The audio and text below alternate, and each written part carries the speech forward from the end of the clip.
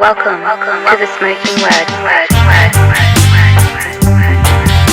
Word. What's up, everybody? We are back with another one. The Smokin Word podcast is brought to you and always brought to you by CasaDaRock.com. That's my house of merch. Everything is done by your boy. If you want to support the movement, go to CasaDaRock.com and cop some merch. We have a lot of stuff. We got brand new hoodies. We got some limited edition camo caps left, so get that. And we're dropping a lot of exclusive stuff for the holidays. So make sure you keep going back and checking it out. And also, you can follow me on Instagram at HoyaRock357. I keep you up to date with everything Smokin Word, everything Madball, everything Casa da Rock. And you motherfuckers been asking for it. You wanted it on Spotify, I gave it to you on Spotify. You wanted it on Apple Music, you got it on Apple Music. And look out for our YouTube channel. It's up right now, but we're going to be dropping some exclusive stuff for all you people out there to kill time with us. But make sure you subscribe and support the podcast. If you want it, supporting is not just listening. You got to subscribe. You got to rate it. And you gotta spread the word. We gotta let the planet know that this hardcore world ain't to be fucked with. But today, a very special guest, an old friend, the Vox behind Ignite and a bunch of other bands you'll hear about. My bro, Zoli, Téglás. Let's set this off.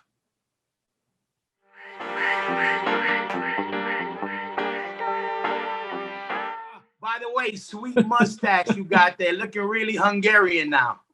Tom Selleck. Yeah, you got a lot of Tom Selleck going on. When I had mines, I used to call myself Brown Selleck, but that's another story. What's going on, sucker? What's up, brother? How you doing, man? No, I dressed up nice. Look at that. Got my shirt on. I like that. I hope you don't stand up though, because I know you like doing these things in your banana hammock. Oh, no pants. I don't wear pants. But I'm glad you learned there's a thing called technology, and with these, email. There's a thing called email and television. Pretty soon Hungary's gonna be blossoming. Forget it. When you bring all these treats from the gods, from the Western gods back home. It's magic. It's this weird box that has where I beg people to like me. I love technology. Begging people to go, oh my God, you're eating lunch. You're like, so wow, cool. How the hell are you getting this little box? You're like, oh, how you gypsies put, like Borat says, oh, you gypsies put me in this little box. What you been up to besides cleaning pelican shit? We'll get into that too. Well, first off, I want to apologize to all your fans that listen to your show. This is going to be the most boring podcast. They should turn it off now. Oh, no. Very upset they linked in. There's no way, because I want to talk about my first experience with a Caucasian man, like my real, first experience. But what you been up to? But what's the deal? You're working now? What you doing for work right now? We're going to get into the new band and all that other shit. But what have you been doing for money? You say yes is what you do when you're a musician. I came home as for all you people who want to be musicians out there. I came 1994. I worked on an album. We recorded like 48 hours in Germany. I came home. I had the CD in my hand. I give it to my dad. He's California. He's like, I go, Dad, my first CD, and he goes, oh, you want to be a musician, huh? I goes, good way to stay broke, son. Puts the CD down, puts his beer on it, keeps watching TV. And he was right. That's smart. So what I've been doing for work is saying yes. We went up north to help cut these fire lines and cut down all the high scrub brush and stuff to make fire lines for Cal Fire. I said yes to that. I said yes to, I'll do anything. So after every single day, I just say, yeah. Go work on people's cars, whatever it is, man. I've been doing a lot of mental health stuff because I've my mental health background. No, you have a mentally ill background. That's right. That's another story. But what you been doing with that? What exactly with that? What exactly you do with that? Oh, let me tell you, Hoya. My grandfather, my great grandfather. Sorry, he Bela Lugosi. In World War One, he was born in the late 1800s, and he was like went to war, World War One on the front lines on the trenches, right, with Hungarians. So I guess we were fighting the Italians then. And he lost, it was like 14 kids in the 15 kids in the family. He lost 12 brothers in one bombing because they put the families next to each other before they started making the trenches like this. And one bomb came in, it just wiped out the whole line. It killed 12. And he stayed 4 years on the front lines, comes back to Hungary. Dude, this is the craziest thing, bro. I have his crazy. I have his World War One dagger right here. Oh, that's hard. Gnarly. Comes back to Hungary, starts a company, gets called into World War II. Now he's on the Russian front, gets picked up by the Russians after 4 years of war, sent to the gulags. 8 years later, comes home, starts up the company again, gets married, dies from walking pneumonia like 87 years old. Let's cut to the chase to now, because that was the men then, okay? Oh, right? Forget it now. They won't last.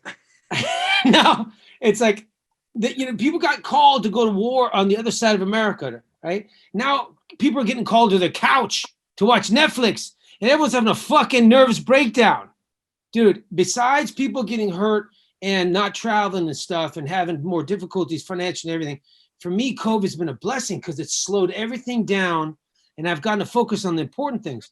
And it's not, dude, so bad. And so I work a lot with kids going through hard times mentally, or drug addicts and this and that. I've been working with music cares for a long time and different mental health facilities for the last 20 years. And so I'm on the phone like 7 hours a day with families calling me to talk the kids off the ledge. They pay. That's another way income for me, please. And I'm just on the phone with these kids going, hey man, it's going to be all right. It's not going to be okay. It fucking is okay. Right? Yeah. And it's like these people are falling apart, man. And I get a little worried too, but either you're going to have faith or you're going to have fear. Which one you want to live in, man? Yeah. You know what I mean? Yeah, no, for and sure. So I've been really busy with that, like talking kids off the ledge, because nowadays, bro, the young people are just so weak inside their constitution. No, that's a fact, because the one good thing about now is that people are being more open with it. That's the one good thing, because I'll tell you this, and you know me pretty good. I was a rock in a lot of ways. And what happened was, a lot of the shit that we've been through, we were on tour with you when I had all types of let's say law enforcement looking for me and all types of wild shit. And none of that shit really fazed me. But I'll tell you this, and I've been talking about it more because I fell into that case a little bit, the mental case, loony bin during this whole shit. But it wasn't just, all right, COVID. Yeah, of course. It sucks. Like we're talking about, there's no money in hardcore. Everybody that sees us in front of the big ass festival without 20,000 people. Those 20,000 people didn't come to see Ignite or Madball. They came to see Black Sabbath, who's headlining it, or Iron Maiden. But we happen to be lucky enough to be able to play this. And no, we don't get $1 from these 20,000 people either. No. You know what I mean? And but we get to do some cool things. But our music is the working man's fucking type of thing. We gotta work to get every penny. We don't get no royalty check. Madball doesn't live off of royalty. We don't know what a royalty check is. We know from we play. We do what we do, and we get paid for it, and our merchandise. But when this whole shit happened, I've been talking about it. I just talked about it not too long ago. It fell at the same time my mother passed away, and it had nothing to do with COVID. But when then that happened, and then me being a single father, thinking about my son more than myself, and now everything from my past, from my wife passing away when my son was, a year after my son was born, which the whole story, all those body blows I took along the way that I just rubbed them off, all caught up to me at this point when I thought I could never get broken. Mentally, I said I could never be broken. I'll catch myself. And I started bugging out because everything came real. Again, everything slowed down, so it finally caught up to me. You know what I mean? I was starting to see everything that hit me all at once. And then there's two things you could do, and this ain't no PMA hour. I'm not Toby, But the fact is, you could lay down and die, or you could get up and try to keep living. And I caught myself losing it because work, my mother, but besides my mother, she was my son's mother. That's the thing that killed me the most, my sons, thinking of my sons in the future for them. And then I had, I have good friends around me that check up on me, but I wasn't putting my business out there like that. But the people around me, thank God I do have good people around me who know me very well. They started noticing like I wasn't myself. And then they started telling me, yo, dude, you're kind of falling in a hole. And I'm like, nah. And then I would catch myself by myself like, yo, I'm falling into a hole kind of shit. Thank God I was able to grab myself. I started working out. I started, I relaunched a podcast, which I've been wanting to. I started focusing to go forward. But if it wasn't for this whole shit, believe me, I'm hurting still financially. Like I've been saying, my new thing is my wallet is mad vegan. I got abs. That shit is mad ripped.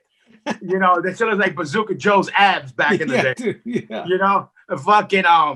But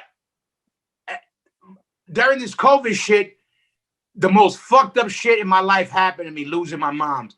But at the same time, it was a blessing that, one, I was lucky to have my mom's as long as I had her. One. Number two, she was the mother, not just my mother, she was my son's mother for fucking 12 years. So I'm beyond grateful for that. And out of her death, for one, everything I do, I think my mother, how she would do it and everything about. But if it wasn't for all that happening, I don't know if I ever would have done what I had to do to preserve myself for my son, for my sons. You know what I mean? I literally took that negative into a positive. But I know where, that shit could go either way, left or right. You know what I mean? And I'm glad I have people. I didn't reach out to anybody, but I understand that having somebody to talk to is a fucking plus. I used to be like, oh, you could get over it, but being able to talk to people is good. You know what I mean? Once you 100%. Let it out, you decompress. But the thing is, and my heart goes out to you and your family. And I'm so sorry about your mom once again. Your mom's an angel, man. And my hat's off to you for what all you've done, because I know what you did in the background and what you did to make sure that those kids are with you and they're safe. And the majority of men don't do that, because I've helped 27 guys, about 30 people now, and about 4 women get their kids back. And I'm an advocate for parents and for children. And I work in the court cases. So that's the other thing I do. I just lost you. Yep. Hold on 1 second. You got to pay the bill. You got to pay the internet bill. No, people. No, that's what I wanted to talk about. I'm glad you're getting into it. That exactly how you were helping out, single fathers out there, fathers fighting for custody of their children. Because one, I never knew there was an avenue for that. And I remember when we talked, we have a mutual friend. When you reached out that's where I learned that you were doing that. Like, explain exactly what you do with that, and how did you start doing it? Because it's not like a very clear lane you get into. You know what I mean? So there's a Hungarian saying out of everything bad comes something good, right? And just to bookend your point, you keep falling forward. You don't fall back, Hoya. Like Muhammad Ali said, I never got knocked down. I just keep getting back up. And that's how you are. And when a crab, whatever, comes out of its shell, it fucking hurts. But you break out, and then you become a different, bigger, stronger thing, right? And it's true. What doesn't kill you makes you stronger. And you can't stop. See, Hoya, you can't stop. You can't take a break. You got 2 kids to take care of. You got your family. You got all this stuff going on. And it gets hard. And thank God we don't live in some place like Hungary, where I come from. You just drink. You don't talk about your feelings. You don't talk about what's it called. But there's a point where you got to pull your fucking boots up, your socks up, and change your diapers and fucking get up and try. And the minute you stop growing, the minute that apple stops growing, it starts to rot, right? So you always have to grow. And if you remember when you were a young kid and you're going through puberty, your bones hurt, it hurts to grow. Yeah. Out of something bad always comes something good. And I don't know if it's lifted, this COVID thing's lifted, how you're gonna feel about leaving your 2 kids behind and going back on the road for 7 months out of the year, bro. After all this, because you got used to this. You guys have a bond, man. Yeah. And so everything, and that's there's a flow in life. There's two energies, right? There's love and fear. Everything fear is not getting what I want, losing what I have. It's me. It's my ego, and I gotta get it. And love is just that. And COVID forced me to go on the love thing because I can't go get anything, right? I was cutting a lady's lawn a couple days ago, and then I'm on the phone with a millionaire's kid for 3 hours. And then I'm teaching vocals. I don't care. I don't give a shit what I do because it's not what who I am is not what I do for a living. You know what I mean? Yeah, no, of course. But who you are is you're a kick-ass dad and an amazing family man. So if you got to go do this to go, you know what I mean? And so it's if we stop defining ourselves by what we do, then who are we? And that's what I'm trying to get these kids down to. Well, who are you? And they don't even know who they are. When you're a young man, and I was a young man, we had a different upbringing, and we had to create this constitution. But it was a different time. We got to go out in the street and ride bikes, get in fist fights, not worry about some kid bringing guns to school. Yeah. It was a different time, right? So it's like, okay, it's tough, but it isn't. The Titanic hasn't even left the fucking port yet. You know what I mean? Yeah. And, it's true. And the insane asylums are filled with people that went nuts from worrying about things that haven't happened. That's true. When you feel like you're out of control, you start worrying so you can feel like you're in control. So you worry about something because that's some sort of control thing. But if you have faith in a higher power and spirituality, it always works out, Hoya, and it always worked out for you too. It doesn't mean for me. I believe in God, right? God will give you we both relate on a lot of. We have a lot of the same beliefs, minus the eating stone soup, but the other stuff we have a lot in common. God will give you the boat, but you got to row, bro. You got to do the rowing. Yeah. And to get here, sometimes you got to go here to here, but you'll get there. Or maybe you won't get there. You go here, and then wow, this is even better. Like I stopped wanting because Buddha said the road to unhappiness is paved with wanting. And I don't want anymore, dude. I got everything I wanted, either ran out on me or rusted on me. Yeah. And God gave me everything I ever wanted, and it was fucking like that. And then when I finally let go, because of COVID made me let go, like it's life is so much bigger and better. And I'm just a dad, dude. I'm just this nobody. And it's fucking great. I love it. Yeah. And that's the thing, but the thing with you, where we have a lot of similarities being single dads and dads that the forces of nature made it unnatural for us to be single dads. It wasn't the perfect storybook, story. We meet our girls and then now we're, our high school sweethearts, and now we're married and all that other good stuff. With us, we always shared, and like a lot of our friends, like Isaac and a lot of our other friends are single dads, and it's a hard life. But, especially me and you, we love our children so much that we don't know any other way. And like, I still don't understand a deadbeat dad. How I couldn't be a deadbeat dad if I tried. Like, it's not in me. Like, I just cannot not. It's just so crazy to me. I was in court 2 weeks ago, and this lady was petitioning the judge to force the father of their daughter to spend time with their daughter. Insane. And here I am trying to get this guy just to see his kids, and he's an amazing guy. And I'm like, what the fuck is going on with this world? What kind of guy doesn't want to spend time with his daughter? A beautiful little girl. And she was in court. She was 11 years old. Beautiful little girl, sweetheart. Exactly. I'm like, what the fuck is wrong with these guys? How do you walk away on your family? I know. It's so insane. And that's some crazy, crazy shit to me. And the thing is, and we're dads. Like, we both know there's nothing like a mother, for sure. But not everybody has that privilege to have a mother.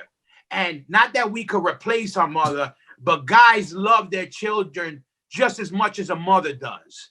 They may have not come out of us, but they're a part of us because they needed a part of us went into that cake batter to make that cake. You know what I mean? And there's a lot of deadbeat dads for sure. But a lot of times you could trace it back to their upbringing. I learned that from my mother. My mother, whenever I would bring somebody home when we were kids to sleep over or something like that, or like, yo, this kid got thrown out of the house. It was never, you can't come to the house. My mother used to be like, you stay here. And my father, no, you eat here. Yep. Don't worry about it. Then she would say, never, what did he do to get thrown out? First thing she would ask is, where's their parents? What happened with the parents? Because it's true, you could trace it back to the upbringing. Yep. You know what I mean? In the household. But the thing that bugged me out about what you ended up doing with helping the single guys out, that I'm a guy who roots for the father also, because there's a lot of good guys out there. And I didn't know there was an avenue for that till you told me that's what you were doing. So how exactly you fell into that job, and what exactly you do to help these fathers in court cases? You explained it once to me a little bit, but let the people know, because there's a lot of single fathers out there that want to be a part of their kid's life. You know what I mean? But they're not doing the right thing. One of the best things ever happened to me was I got paralyzed, and then I got my legs back. You saw me that day. You were there. Where I was at the Full Ford, my last show with Pennywise. I got paralyzed. Yeah. And when you can't feel your penis, dude, and you can't feel your balls, and you all of a sudden nightmare. You smell stuff, dude, and you were shitting your pants, and you can't feel your legs. That's when you got problems, bro. That's problems. And then you get it back. All I wanted to do is say, God, just let me. I don't know why. It was like, let me get a cup of coffee on Huntington Beach. Down is a street called Main Street, and for some reason, because I live close to Newport Beach, Huntington Beach, you get a cup of coffee, and I just wanted to go feel the sand on my toes. And I remember coming home like 6-8 months later, and I'm shuffling down real slow. I got with my feet back, but I'm still wobbly. I got a cup of coffee. I cross the street and I fall into the sand, and I started bawling because I could feel the warm sand, bro. Yeah. So out of that, I came a brand new person, a person that was thankful for every little thing, every cup of coffee for me now is fantastic, right? Yeah. And it gave me the opportunity to fight this court case that I was forced into, right? But I have my share in it. But the problem for me with court and what's going on in America is the destruction of the family unit. And after Reagan took it and made it into a no-fault divorce, and there's an incentive. It's $1 billion industry. The scariest movie you'll ever see is called Divorce Corp, CORP. It's narrated by this guy, Dr. Drew, who's he's a doctor here in LA, and he's a radio guy. And it talks about the $2, $3, $4, $5 billion industry in divorces, and how judges or lawyers that were put in by other law firms to go and vote for, because you get 2 strikes before you see a judge. See, a lot of guys don't know any of this stuff. They sign away their rights to see their kids. They don't know that you can strike the judges. They don't know how to look up the judge that they got. They don't know the law firm that the judge has. This stuff I help them with, right? From the get-go, okay? But before then, you have to realize you can't litigate. I tell everybody, you cannot litigate into a conducive parenting situation. You can't sue each other to be good parents. Yeah. Yesterday, she was your wife and he was your husband. So my kid's mom, the dad. Today, now we're in divorce court. She's a whore. He's a drug addict. She worships the devil. He molests children. She, right? And all of a sudden, after the lawyers are finished with you and then suck you dry, what are you going to do? You're going to settle, and you're back to where you were before. But now you've had 4 years, 2 years, 3 years of fucking your kids up and having someone in a fucking dress, some dude in a dress, take 15 minutes to tell you what your next 6 months of your life's going to look like. Right? Yeah. And that's the problem. A lot of people want to fucking hurt each other and realize, hey, let's not do this, because like I would say, I said, Your Honor, every time I'm in here, I'm spending a semester of UCLA I could be putting away for my kids. And that case, that whole thing cost me $250,000. I was in the whole 160 grand. I sold everything I owned, all my guitars, everything. I stopped everything else and just focused on that. And it destroyed me. It destroyed me from the inside. And if I'd had somebody like me now, I wouldn't have made we wouldn't even got there. So I try to talk to these people and get to them before they go to court. Because by the time you light that force on fire, it's hard to put it out. Like there's 2 of you here that need to raise this kid, right? And like there's so many things that you don't understand when you give the system, your family, The system's got your family, and the system don't give a fuck about the betterment of the minor child. They don't give a fuck about father's rights or mother's rights. They don't give a fuck about, frustrating custodial access, any of that stuff. And you're going to ground up, and the first thing they do on both sides is they do income expense declaration. They see how much money you got. That's the first thing they do, Hoya. And if you got no money, get the fuck out of here. You're not getting to go figure it out yourself. You got some money, this thing's going to last you until you got no money. And the average divorce in New York is like $2.5 million. And it doesn't end. It doesn't end. It keeps going. And if you watch Divorce Corp, I recommend anybody that's having a hard time with their wife, watch that video, or their husband. And that's the reality of Divorce Court. It's not what your girlfriends tell you, your mommy groups tell you, your buddies, or a friend of mine's a lawyer. No. You're going to get eaten fucking up, and your kid's going to be a tennis ball. And at the end of it, you're hopefully, and it's like I keep telling these guys, if you're going to go do this, then you got to do it. Because either you spend the money now on make sure you have custody of your kid, or you're going to spend it on rehab. Because your kid's going to be so fucked up, he's going to be doing drugs because mom, half of the kid is mom, half the kid is dad. But if dad's saying mom's a piece of shit, dad's a piece of shit, the kid's like, half of me is a piece of shit, the other half's a piece of shit, I'm a piece of shit. I'm getting bounced around from house to house.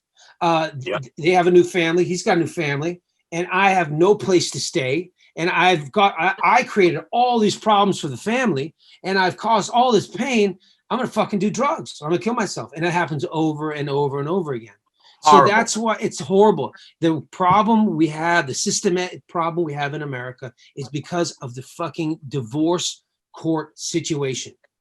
In other places where there's no incentive to fight, and you can't bill $380,000 in lawyers' fees, they don't have this kind of, we work it out, right? Yeah. Because if you're big boy enough to have sex with that woman without a condom and leave your penis in there a little bit longer, then you better be a big boy enough to fucking work it out between the two of you.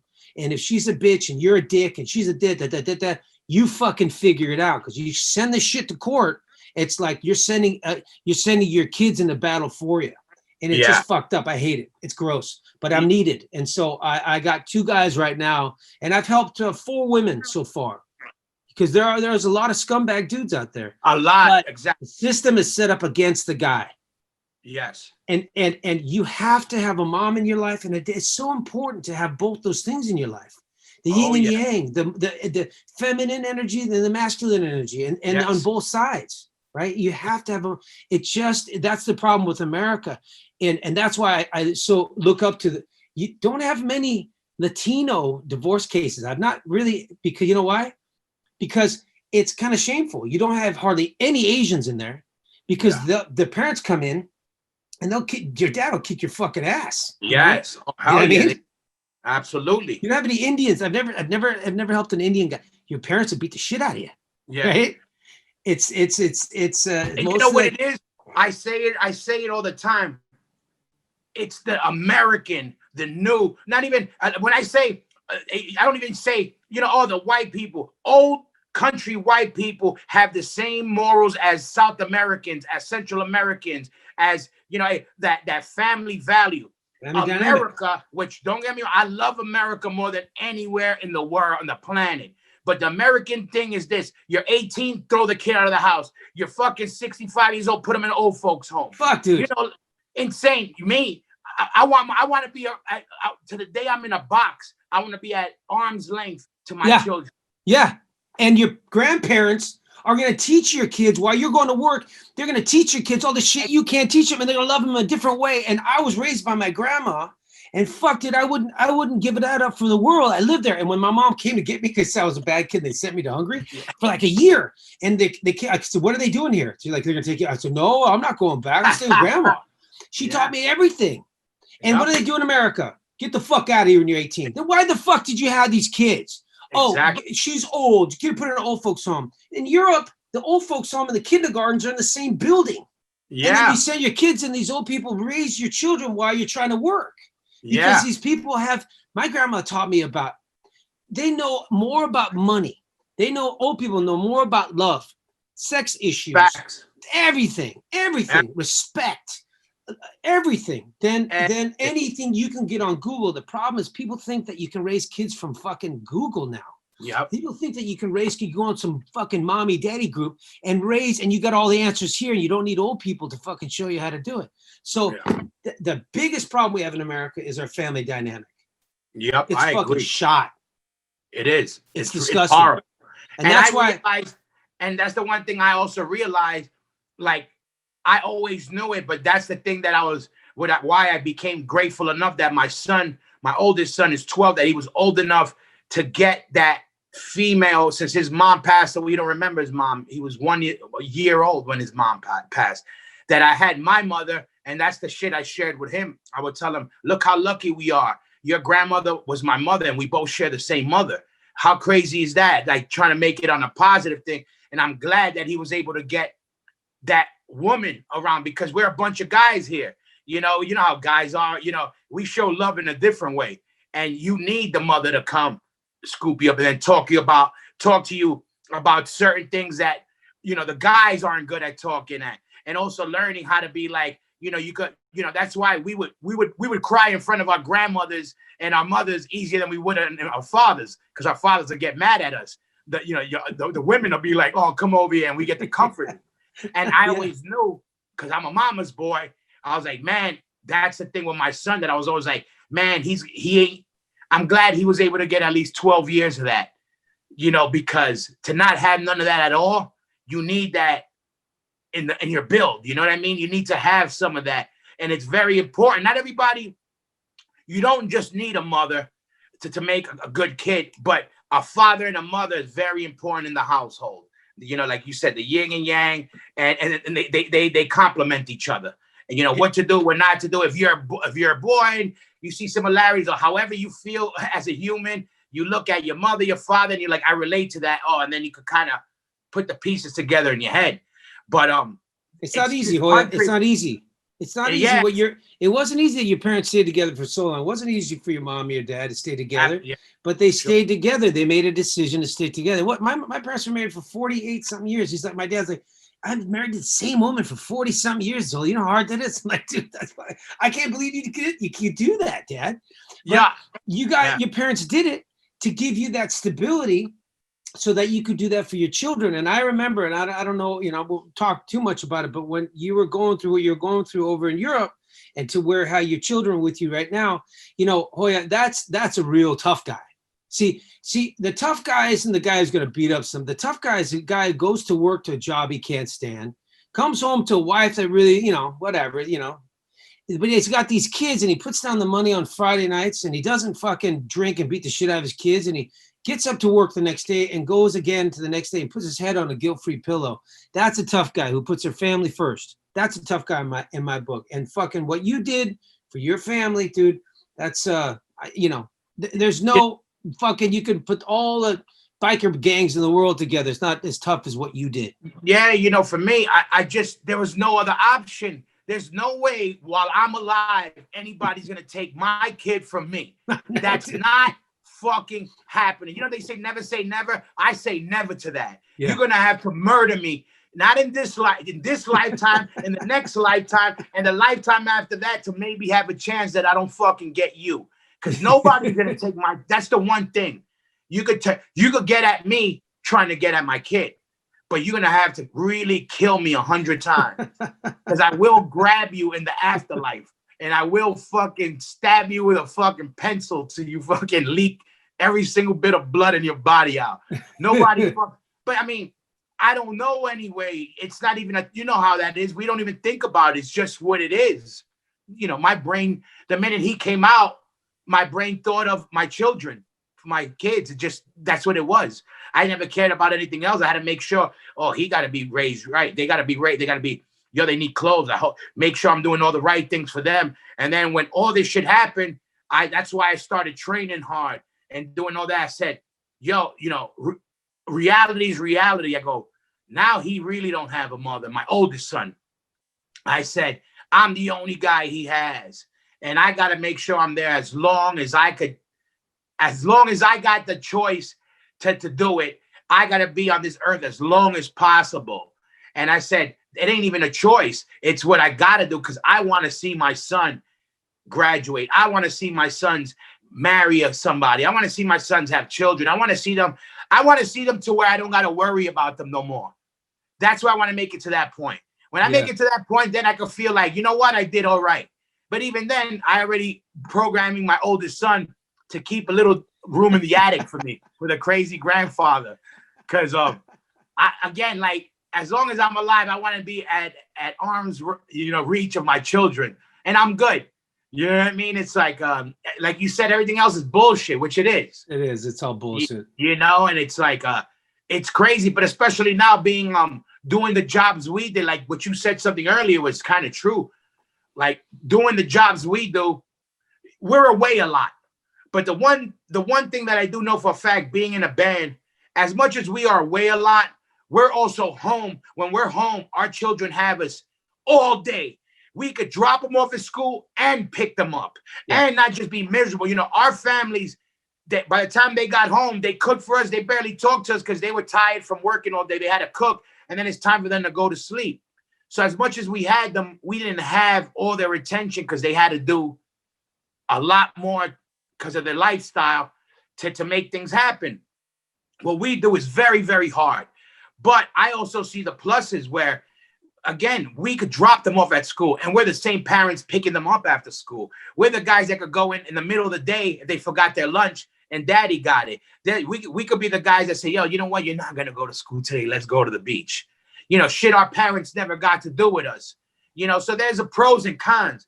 But definitely being in a band and being a parent is not easy.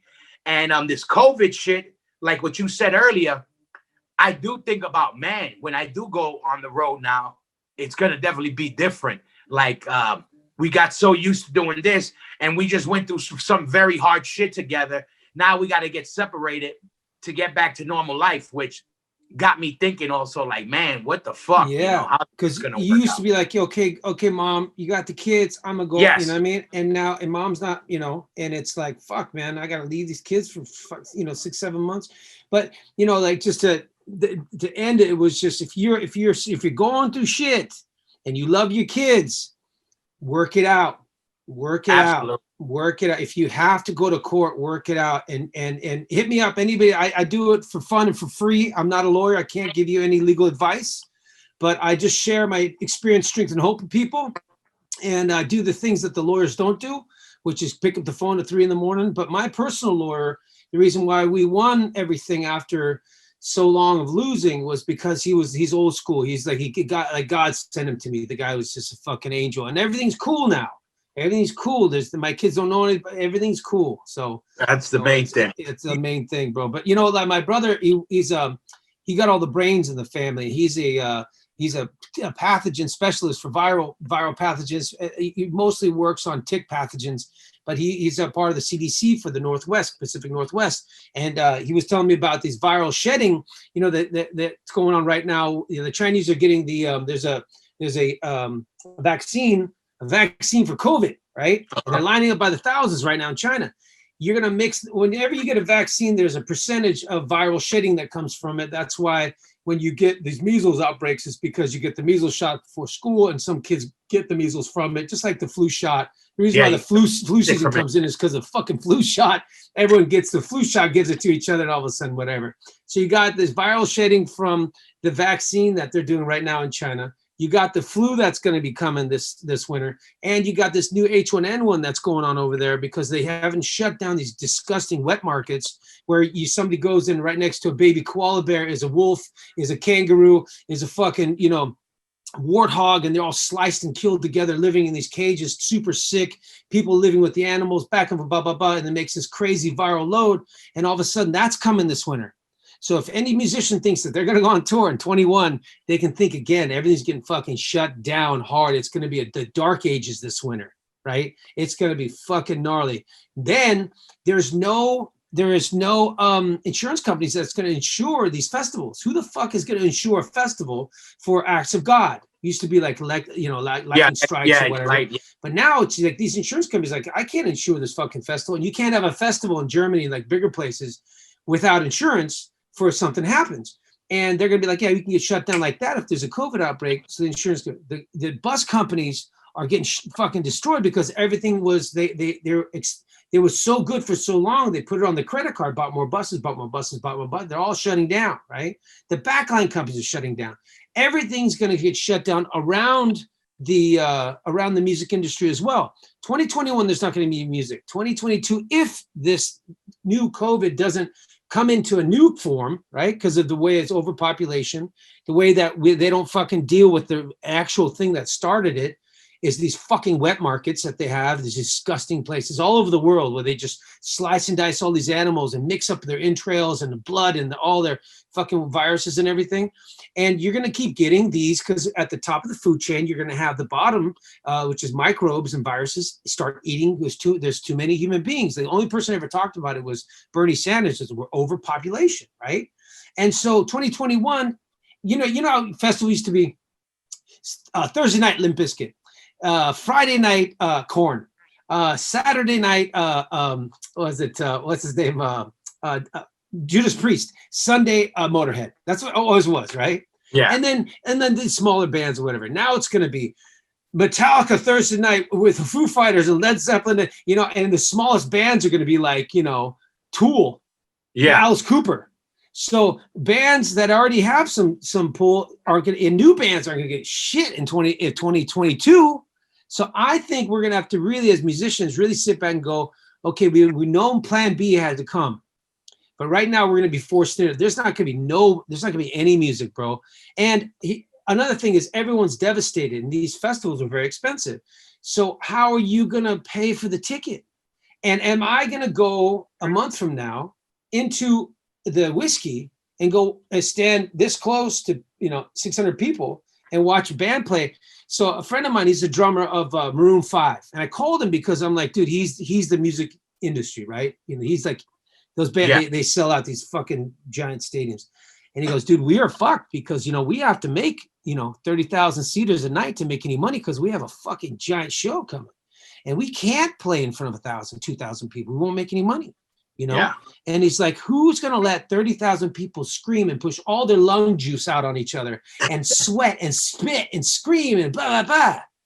Dude, so, it's funny. Sometimes, your choices are made for you. And I think as a musician, our choices are made for us. And this is the perfect time to start figuring out what plan B looks like.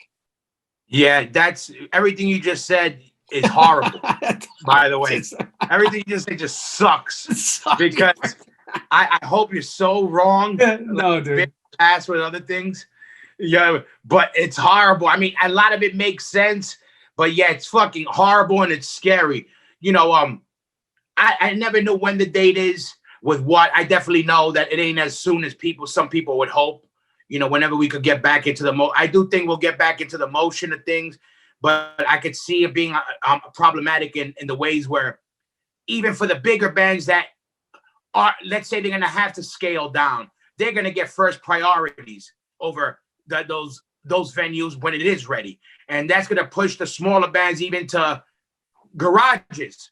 You know what I mean? If it even would get to that point, which already being in a hardcore band is being in a glorified garage band. You know what I mean? And look at flying, dude. You're going to have to get a shot to show that you had the COVID vaccine. But you know how vaccines work. They morph. COVID comes into California, moves to South America, comes back. It's a different fucking strain, right? Yeah. So you're going to get these shots and you have to show paperwork. And then how we're going to be in our cars doing circle pits, crashing derby or something? Without getting political on anything, because, whatever, that shit goes into a knot. I also believe, like, dude, I've played the craziest countries in the world. I've been in some very unsanitized backstages in countries where, just it's what the living standards were. The morphing, yeah, we learn things morph and whatever. But this can't be the super disease now, all of a sudden, that this is the one that murks us without people also using that as an excuse to push things along for political reasons. Because the fact is, people living right next to where they take a shit, those places been like that for 100 years. Yeah, and Vinny Stigma's right. He goes, "You can't get sick, son. You're in a hardcore band." He's right.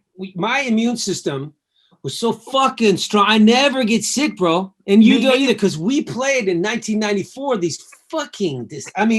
I remember this. My girlfriend comes on the tour bus. I'm like, "Look, here's our tour bus." It was when Beat the Street was just a piece of shit old bus off the the city buses that they threw down. Yeah, we had that on that tour, dude. And it was like, in the places that we played, were like, I didn't know. I thought they were disgusting, dude. But it made, and the kids are coming up spitting on you and shit. But it made our immune system super fucking strong. I remember we played the Beat the Street bus, and now it's like the best company in the world, right? But it was this bus that had just the foam squishies on the floor, and then they made this top rack, but the exhaust would come in, and you get high from the exhaust fumes, and the toilet was a fucking bucket, and and he'd and the guy wouldn't pour it out, and he'd take a turn, and the piss would spill over and fill up all the squishies on the floor. Yeah, let me ask you, did we share? Yeah, we shared the bus on the first tour we did together, right? Yeah. That was the fucking tour where Dark had the bottom bunk, and one day he woke up and he was like basically floating. Pure piss out of a bucket. Yeah, the toilet was basically a bucket that had to get physically picked up and taken out of the bus to get dumped. And Beat the Street ended up blowing up afterwards. Like it became like, a real bus company. But when we had it, it was a glorified garbage truck. Dude, I'm telling you, we had a bus on a different tour. I won't say what company, but this bus was a fucking death trap. And I just had it. I wanted a new bus. I don't care what it is. I'll take a fucking taxi. So one day I went outside. I got all this sand, and I opened up the hood, and I poured sand and dirt into this fucking Mercedes-Benz diesel engine. I took a fucking hammer to it, and it wouldn't stop. And the next day I did it again, and I put rocks in the fucking thing, and I'm like, okay, the engine's gonna blow up. And we went on for another month. I couldn't believe it, dude. The buses are amazing. That German technology was amazing, and those fucking buses would go. But inside, the only thing that was missing was fucking rats. Yeah, I'm telling you, dude. Freddie always says that. We'd be like, yo, definitely, we're immune to a lot of shit from playing and flying all over the world and being in some of the fucking craziest, places. Our immune system. Hey, I'm not saying this. I'm on some cocky shit. God forbid anybody could get sick, but definitely traveling has definitely, because I'm not a sickly guy either, thank God. And definitely, that's how you build up your immune system. That's the thing where people out there too. That's a big thing that everybody got to pay attention to. Like, yeah, we got to stay, informed on this virus, this and that. But you know what everybody got to do before anything is work on your immune system. Well, that's what I'm worried about. It's like we're not working on immune system right now, and mine's getting weaker. I can feel like I feel different because I'm not stressing it out. You know what I mean? So that's why I'm worried about this winter. And before anybody's a Democrat or Republican, before you believe in whatever, we're Americans first, right? I don't give a fuck about politics, right? But I feel like my immune system isn't sharp because I'm not flying to Europe like I used to. I would go to Europe 6-7 times. I haven't been there in a year. Yeah. And so I do feel like, I'm worried when the fucking comes in that my immune system's not going to be strong. But I watched, you ever watched, you follow John Joseph? Yeah, of course. Shout out to Bloodspot. The overachiever, right? The guy that does, what you doing, man? Well, I'm just running the fucking 50-mile marathon. I'll call you right back, Yeah, I know, right? Just like, God. And so I'm trying to follow his tip on eating and working out and stuff because I'm not getting I'm not getting the Ecuadorian viruses from you screaming at me, coming in my bunk and singing on top of you, and Mitts almost killed me that night. So first of all, let me tell you about immune system. Immune system, because of me. So here's the bus, right? It's old Beat the Street has a pop top. Hoya's up here. I'm down here, right? And Hoya would play in these fucking basketball shorts. But he wouldn't wash them like I wash my clothes every day in the shower afterwards. He'd just hang them up, right? Because he's going to let them dry out. So every day after I would disinfect it, because we're on tour of Madball, and I'm worried about these different diseases that are coming in from the East Coast.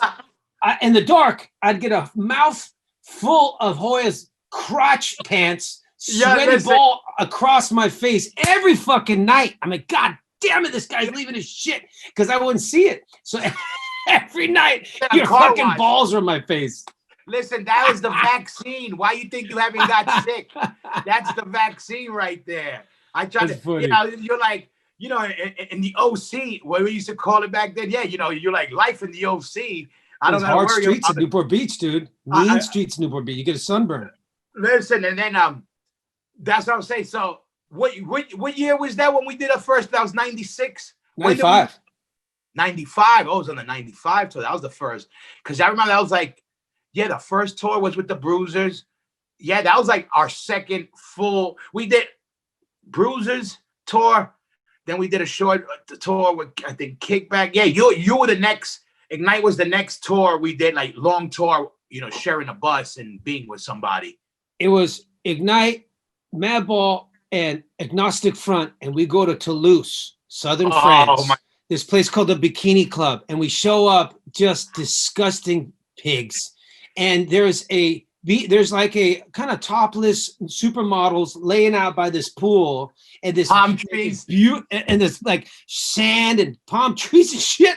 And I remember we all jumped in, and it was like Caddyshack, and it was everybody just got out and took off. A black ring around the pool, just the dirt cave. Everyone did their washing in the pool.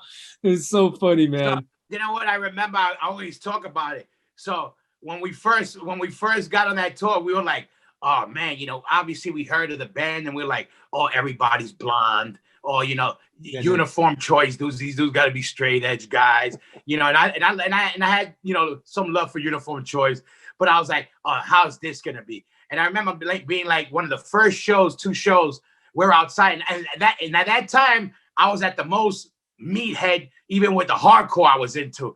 And I remember, I'm outside with Stigma, and I hear you fucking. You're singing fucking whatever you're singing. La la la la la la la. That's some Pavarotti shit. Pavarotti. And I'm like, I remember being like, I didn't even go watch you guys officially yet, just from outside. And I'm like, fuck, man, we gotta be on tour with these guys. How long? I gotta hear this shit. And then about a couple days after that, I caught you guys inside live. That's where I started loving it. I was like, yo, I hate to admit it, but I kind of like them. And then I remember Brett coming up to me and saying something about Sonny. He goes, yeah, we do opera core. And he was laughing. Right. I go, That's right. Oh, at least he noticed that what I heard. I heard Pavarotti in the mix too. But then that's why I started liking the band, seeing you guys live. But everybody out there, I wanted to tell you, being in hardcore music, I grew up with a lot of white kids, but I never met a real white kid till I met Zoli. I had the most Caucasian, opaque, or whatever the word is, fucking experience of my life. Where one day, I never forget, it was me, Danny Giordano, our sound man. Shout out to Danny, who's now the sound man for Hatebreed and fucking Monster Magnet. Shout out to those guys too. But I remember one day, we partaked in a little bit of the natural greenery in Holland or whatever. Parsley. We were getting lit. We're cooking with parsley. Yeah, we were taking care of some. I was ingesting the devil's lettuce, and let me tell you what if you have any devil's lettuce in California, and what Hoya partakes in is a fucking different universe. Okay, it's a different thing. It's not like it's the same. So let's give it some background. But I remember, go ahead. It was just like, hey man, and it's like, whoa man, it's like, what's wrong with you? And it was all day. It was like the way the Germans drink beer. They wake up, start drinking, they drink 2 cases of beer, and they're not even drunk. Yes, like, I was a beast back then. But I remember the one day, and I was one of those guys that would be like, come on, everybody smoke, even if you want to smoke it. Come on. And this one day, it's me, Zoli, and Danny Giordano. And I remember you taking a couple of hits, and you even looked funny how you would hit it. You hit it like a real crackerjack. Like you look all 2 hands, like holding it all weird. But I remember we're sitting there, and I'm lit. And I remember you were like, you stop there, and then you look at me and you go, you want to hear a song? And I was like, okay. And then out of nowhere, you whipped out an acoustic guitar. It took me about 45 minutes to get that guitar, to go up the stairs in my bunk and bring it down. It took me about an hour and a half. And then when I just remember you go into a song and you started, and I'm like, yo, this guy's John Denver. And I'm like, yo, I didn't even know how I felt. So I didn't know how to feel. I felt so awkward and weird and out of place. And I was like, yo, this is the whitest thing that's ever happened to me in my life. And we sat through the number. You sang a couple of songs, and I don't remember what it was. And I remember Danny Giordano, and he's from Italy. He just looked at me, and I looked at him, and I was like, let him go. Just let him go. And I was like, that's where I really experienced the white man for the first time. You know how hard that was, dude? It's like the saying, you know, I'm not one to give up a free meal. Yeah. That's really that's hard, right? When a man, shout out to George Michaels. when a man serenades another man in a tour bus with acoustic guitar and sings eye to eye to you 5 inches away, it breaks you. You don't know what to do. That's why I had to pay you back when I serenaded you in your bunk. Yeah, you know? I saw a little tear in your eye. You almost got you because you had no defenses. You have no defenses against fucking George Michaels over here, dude. You said, bring it in, bring it in, bring it in. And I was like, so look, okay, that's not you go, you play football? I go, no, I played water polo. He goes, what? You go, what? I remember, get out of here. I was like, bullshit. And you go, nah, it's a hard sport. There's a lot of knees going on under the water. I said, dude, chill out with the water polo under the water knee thing. But dude, it was like the UN in that fucking bus. Like in California, it's very segregated, right? It's not like the East Coast where things are mixed together. And we were young guys from California, so we surfed. Joe was a supermodel, and I'm not kidding. He was in that video. Come on, girls, you believe in love? Duh, come on, second dance, baby. Yeah. And he had to make out with Madonna to get the part in the video. And he was like really in like GQ and all kind, Armani, all kinds of shit, right? Bazooka Joe was the fly guy. He was ripped, and he used to put shading on his stomach muscles. Do you remember that? He put makeup on before he go on stage and shade his stomach muscles to play. Yeah, he had the 300 shading, like And we would have our shirts off everywhere. We always wear no shirts because kind of like Red Hot Chili Peppers, you don't wear shirts, right? We got blonde hair, we're fit, right? And you guys didn't know what the fuck to do with this because on the East Coast it's who's harder, and here's these guys are like. Who had the bigger abs? Let's go out to clubs. You know what I mean? I would walk in there and I thought I was in a beauty salon in the front of the bus. I was like perfume. There was hair dryers going on, eyeliner. I'm like, what the fuck's going on? Who am I on tour with? The fucking Spice Girls or Ignite? Because we would tell the promoter, we say, what's the club that you guys hate the most? What's the worst club? And they would always name the club where it's the funnest, right? It's all and so we'd go to that club.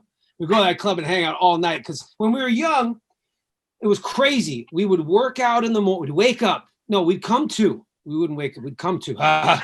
And then we'd work out. And then we'd play the show, start party, and go out all night. Like now, I wake up in the morning and it feels like I ran a marathon just taking a piss in the morning. Like I know. 8 hours of sleep. But back then, you remember when you had abs? I got a keg. I remember you when you had abs. I used to be really good looking, Hoya. That's my I know. Yeah. No, but Bazooka Joe took the shout out to Bazooka Joe. I remember watching him put his fucking bass on and his tight ass shirt and I remember he goes like this. We went into the club, he goes, point to the hottest girl in the room. And I pointed to her and he ended up with her that night. Magic. That guy was mad. And I thought I was the Antonio Banderas of the tour. And he came along and took my shine.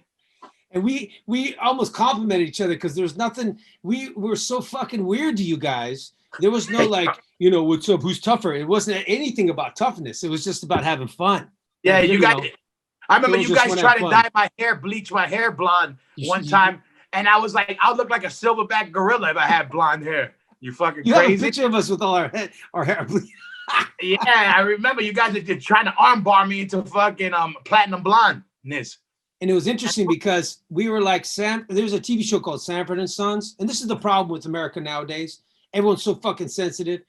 There was Sanford and Sons. There was All in the Family, Chico and the Man, where everybody's race got picked on. And we go on tour with Madball, And he has all these fucked up nicknames, which I can't even say here because somebody will fucking take a snippet. He's like, call me this or this. I'm like, I can't call you that, dude. And one day it was the Hungarians' turn to get picked on, and everyone came down to Hungary. The next day it was the Vietnamese guy got picked on. And every day some nationality got picked on, and we were all like this melting pot of assholes, right? Yeah. And there was no feelings involved. It was about like we're in American bands and we're in a hardcore on tour, and it was like we all fucking got along because we all talk shit. Exactly. And no one talks shit anymore. That's a fact. Anymore. You know who said it the best was that comedian Jackie Mason. He goes, if you can't talk shit to your friends, they're not your friends. That's the whole point. You know, you don't do that with strangers. You do that people you're comfortable with to bug out. You know, it's kind of like you busting balls, especially being New York. That's a rite of passage, you know, the ball busting. You know, it doesn't matter what it is. We'll find something. You could be identical twins. You're going to bust each other's balls on something. But that's how you show love. You know, Freddie, but you guys would do that. You guys were laser fucking precision with that shit. You guys would throw. I would always try to burn you somehow, and you would come back with the fucking hardest shit. And I'm like, fuck, I can't ever get this guy. And then he's got this. I call it the monkey paw because you don't want to play CeeLo with fucking Hoya. Because I remember my shoes were on the table because I wanted to win one game, and you allowed me to have my shoes back. Yeah, I gave you the privilege of wearing shoes. You had this fucking muscle here that threw the fucking double sixes. I wanted you to feel how my ancestors did in their country when the white man came and took all their clothing let me ask you this. Our first tour was in 96, right? You're in Ignite, 95, Ignite. This is what I always wondered with the old shit, because you had your stint in Uniform Choice, right? A little bit. Yeah. A little bit. Where was that in the whole mix of everything? And so was Joe. Joe was a Uniform Choice guy, wasn't he? Joe was in Unity. Oh, he was in Unity. The other band, Uniform Choice, yeah. I got a Uniform Choice when they got all hair metal, and it was horrible. And I said, I'm not doing this. This is fucking stupid. Because it was all trying to be like hair metal band. Huh? Did you record with that? It started to, and I left. I left because it was not Uniform Choice the way you would think it was Uniform Choice. Yeah, I was wondering with that shit because I wasn't so much into Uniform Choice, but I loved the idea of them because originally they were like one from California, which I was like, you know, I already had an assumption Cali's like, you know, more the punk surf punk hardcore guys, but they were skins early on and they were straight edge. I was like, wow, that's pretty ill. Straight edge skinheads from fucking California. So I liked the artwork. So I kind of liked the name, and the name sounded, you know, very extreme in a way. And so I always liked the concept of them more than the actual band. Yeah, but we were athletes though. So hardcore in California was totally different than the East Coast. And we were athletes. And so we had short hair because football season. So everybody in Uniform Choice are like almost professional baseball players. Every single band had some kind of workout thing. That's why, like, you know, Henry Rollins, those guys, everyone would work out. And that's why I got into working out because of Henry Rollins, right? And then I remember our first tour before you guys was with, and I never really knew much about, there was Boston versus hardcore albums and stuff, but I never really knew much about hardcore in New York. And then we go on tour with Earth Crisis, and I go see the show, and I'm like, oh, these guys screaming and yelling, like you guys are like hammers, and like, what the fuck is with all these people? Like, and the guys these. I'm like, what the fuck is? There's no progression. There's no order. You know, it was crazy. And then we go on tour with you guys, and it's like these people they're gonna steal my shoes. Like Hoya has a really good.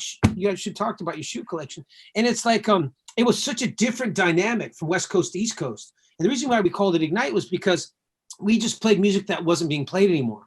So it was like singing vocals over guitar riffs and, you know, and fun, you know what I mean? And that's what we call Ignite, because we want to hear what we've been missing from when we grew up, kind of a thing. And it was interesting with these because I'm like, what is this Sick of It All? Everyone's talking about this Sick of It All. What is that? And this girl goes, you know who's Sick of It All? I'm like, no. And they're like, it's a fucking huge band. And then we play with them at what was it, like not the Leeds or Reading Fest? No. What's the one in Holland? Anyway, Dynamo. And it's like there's like 100,000 people. I'm like, what the fuck? Yeah. I'm like, what the fuck? Yeah, and then I saw Figaro. Home of that fly DIY. You want to support the show? Go cop some merch right now. We got a lot of new t-shirts, shorts, and caps available. Everything is made in-house by your boy on the spot. So show some love, support the movement. CasaDeRock.com is the spot. It wasn't the. Where's the feeling? Where's the Figaro's in there? And let me ask you this: with Ignite, the lineup when we went on tour, was that the first lineup of Ignite? Yeah, that was the first lineup. Okay, yep. I wasn't. Also, and how long were you a band before that tour? When did it officially? 2 weeks. That line? 2 weeks. So I'm watching a show. I got long hair. I'm in a VW bus. I got a goatee, right? And I'm like I was always a metal guy, right? But I always loved punk rock and hardcore because punk rock because it was political and it made sense. It's working class. Metal and rock and roll was sex, drugs, and rock and roll, and I wasn't into that shit. I was into more of the working class, and so I would go see these punk rock bands, you know, MIA, Shattered Faith, these kind of things from the West Coast. You know, these guys are surfers, but they're playing amazing music, social distortion, stuff like that. And then I started growing my hair long. Remember when Henry Rollins kind of grew his hair long? Everyone's growing their hair long in punk rock. I saw a picture of you. I remember. Yeah, dude, I'm Fabio. I'm the Hungarian Fabio, Fabuloso. No, but you were uglier though, uglier. And more cousin it, more like it. I'm at this club watching this band play, and this guy comes and goes, "Hey man, you still singing?" He's a very famous artist. He's the one that did the Uniform Choice cover. His name's Gavin Oglesby. He did my punk rock jacket and stuff, and I said, "Yeah, I'm still singing." And he goes, "My band Ignite is looking for a singer. We're going to Europe in like 2 weeks."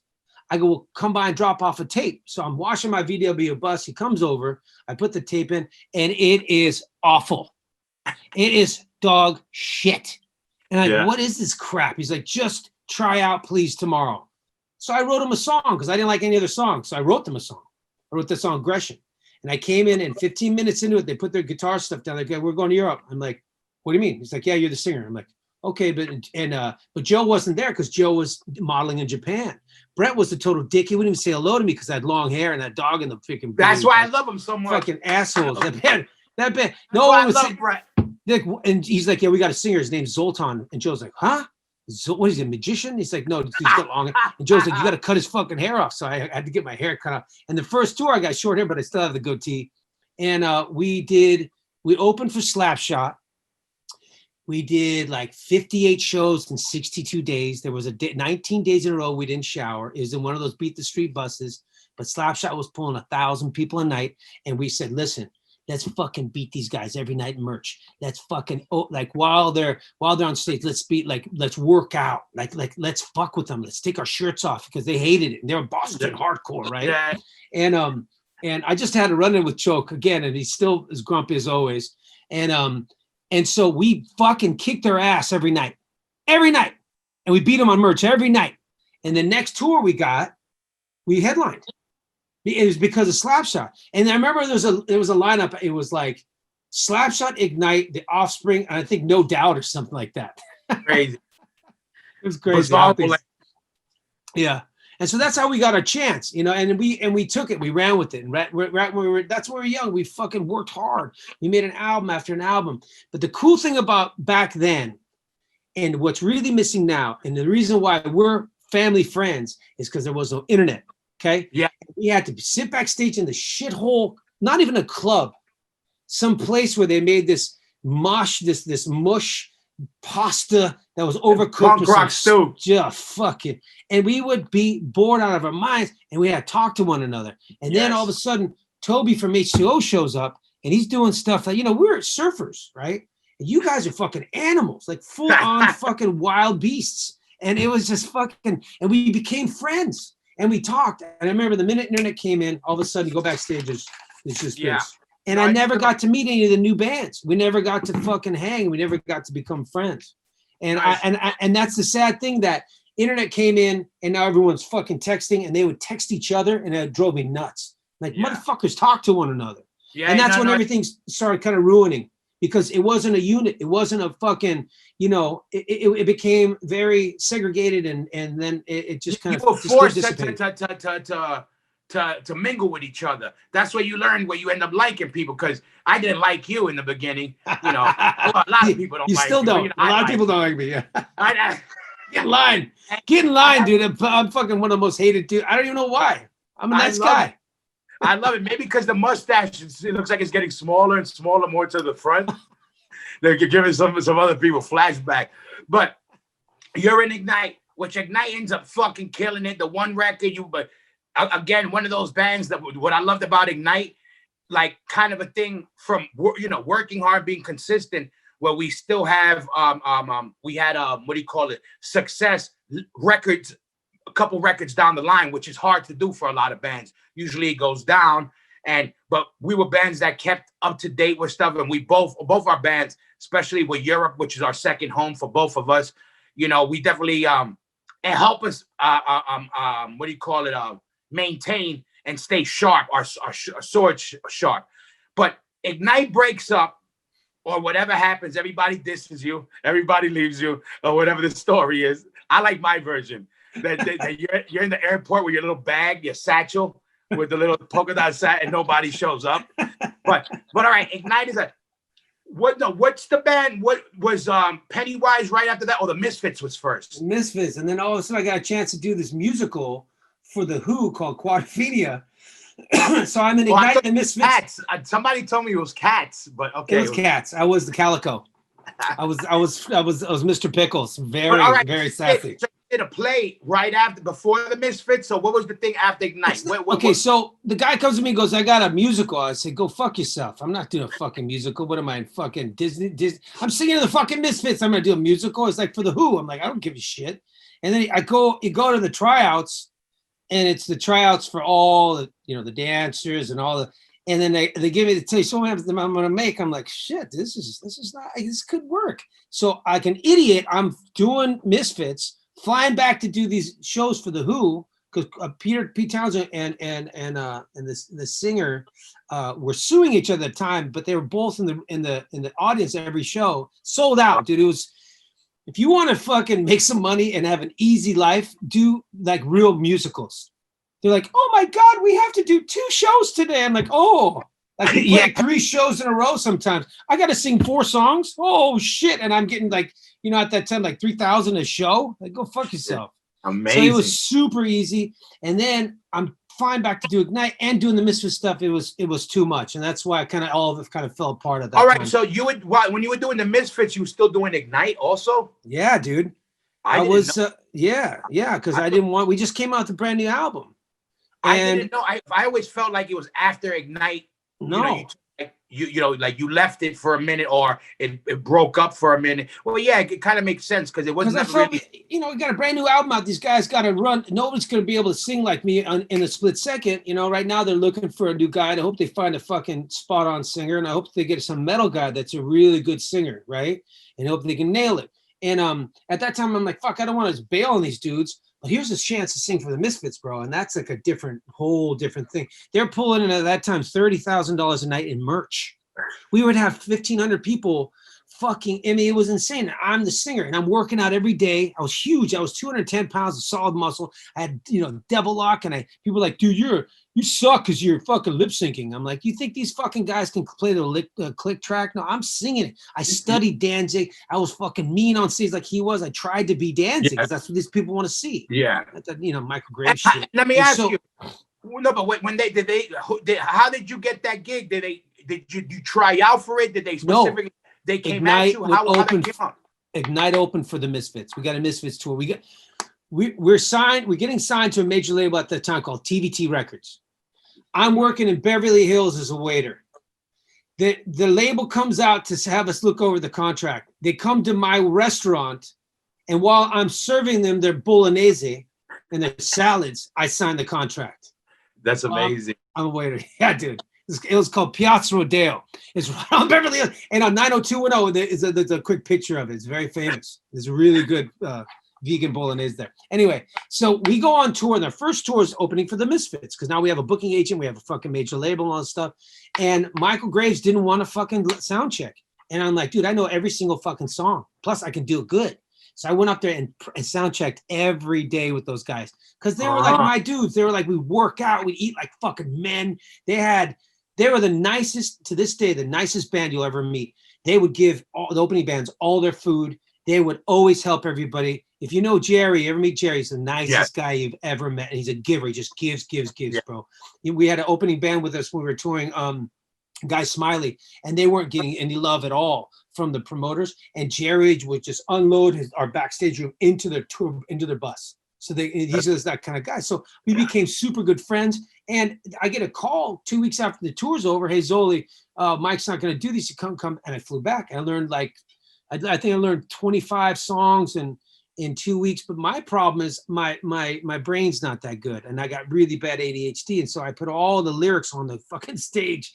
And Doyle would go like this with his feet and scratch up all and fucking tear up all my lyrics. I didn't know my lyrics. So people were like, oh, Zoli doesn't know his lyrics. But I didn't, of course, they're really hard to understand about, Danzig's fucking awesome, but he's little, and it was hard to learn those lyrics after all of them, every single one of them. Because we would do a set with 25, 27 songs.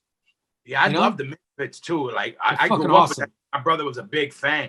That's why when I was like I couldn't, to be honest, I don't even think I'm gonna fucking YouTube some of that shit. I don't think I ever heard you with them. And when I found out that, I was like, how the fuck is Zoli gonna sound like you? I was picturing Ignite singing to the Misfits songs. I said, how is that gonna work? And I never put it together. Like, when you're at work, I'm talking, you open up your throat, Hoya, and you go, I got something to say. You put that kind of thing. And it worked really good. And then the way they would mix it, and people thought I was lip syncing to Danzig because I really studied him. Every day I would sit there and study because it was such a big opportunity to sing for them. It's fucking one of the best times musically in my life. How long was the Misfits stint with you? How long did you? About a year. About a year. Because I kept flying back. They're like, dude, we need you to stay. And I kept flying back. And, in retrospect, I should have just stayed with them and just did albums with them and, moved to the East Coast and the whole thing. But, And keep that bank account fucking chubby. So we yeah, dude. It was fuck, dude. It was crazy. And we would pull up before we get into the big city. We're playing this fucking big stadium, right? Or whatever. And we'd stop at the truck stop before. I go, Jerry, why are we always at the truck stop? Why are we going in the city and go party and have fun? He's like, dude, you don't understand, Zoli. We don't do that. And I just bugged the shit out of him. He goes, okay, Zoli, you'll see. He goes, on Halloween, we're going to play at a House of Blues, and everyone can drink that night. And all the crew's like, really? And that night, four people got thrown in jail. We couldn't find Doyle. Yeah. Next day, and he's like, see, dickhead, that's why we don't fucking party, because these people are animals. And I got after that. Even Madball, we learned that the hard way. It took a bunch of years. But that's why some people, they bug out on us because they're like, we were wild back then when you toured with us. But, the last bunch of years, we're old men. We're very laid back. Nobody's wilding out. Freddie drinks his little beer and, it's nothing like, and people wonder why. And it's like, are you crazy? You can't hang meat in front of lions and not expect us to eat. You know what I mean? It's like, so just, we're better off doing that because nothing gets done. Especially once we had kids, we couldn't fucking shit what we ate. We learned the hard way, and it gave us longevity. All that rock and roll fantasy shit, that shit don't last, and that shit ruins the shit in the long run. You know what I mean? Yeah, it's hard for people to go to a concert. There's so many fucking concerts, right? And so you're gonna be drunk on stage and play a shitty show. And I've done that. And the next time we come back to the city, it's not that many people because you're as good as your last concert. Yep. And your job as a singer is to make sure you give them energy, not take energy from them. Yeah. And that hour and a half that they're with you, they leave feeling better than when they got there. Because for 2 tickets, maybe have somebody watch the kids, a T-shirt, it's €100. Yeah. Marks that time with it, right?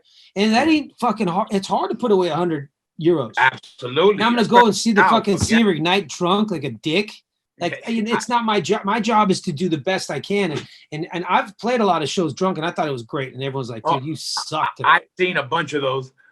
Yeah, I experienced a bunch of them. All right. Hey, the Misfits 1 year. What's that? So Pennywise is right after that then, right?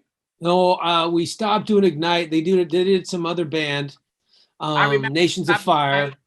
Yeah, Yup, and then we would always butt heads. I don't know if it was my fault or it was their fault. Of course, I blame your them. fault. It's your fault. I can almost tell you it's your fault, but okay. There's a line of people that don't like me, probably those guys in the very front. And so I am moving to Europe. I'm living in Hungary.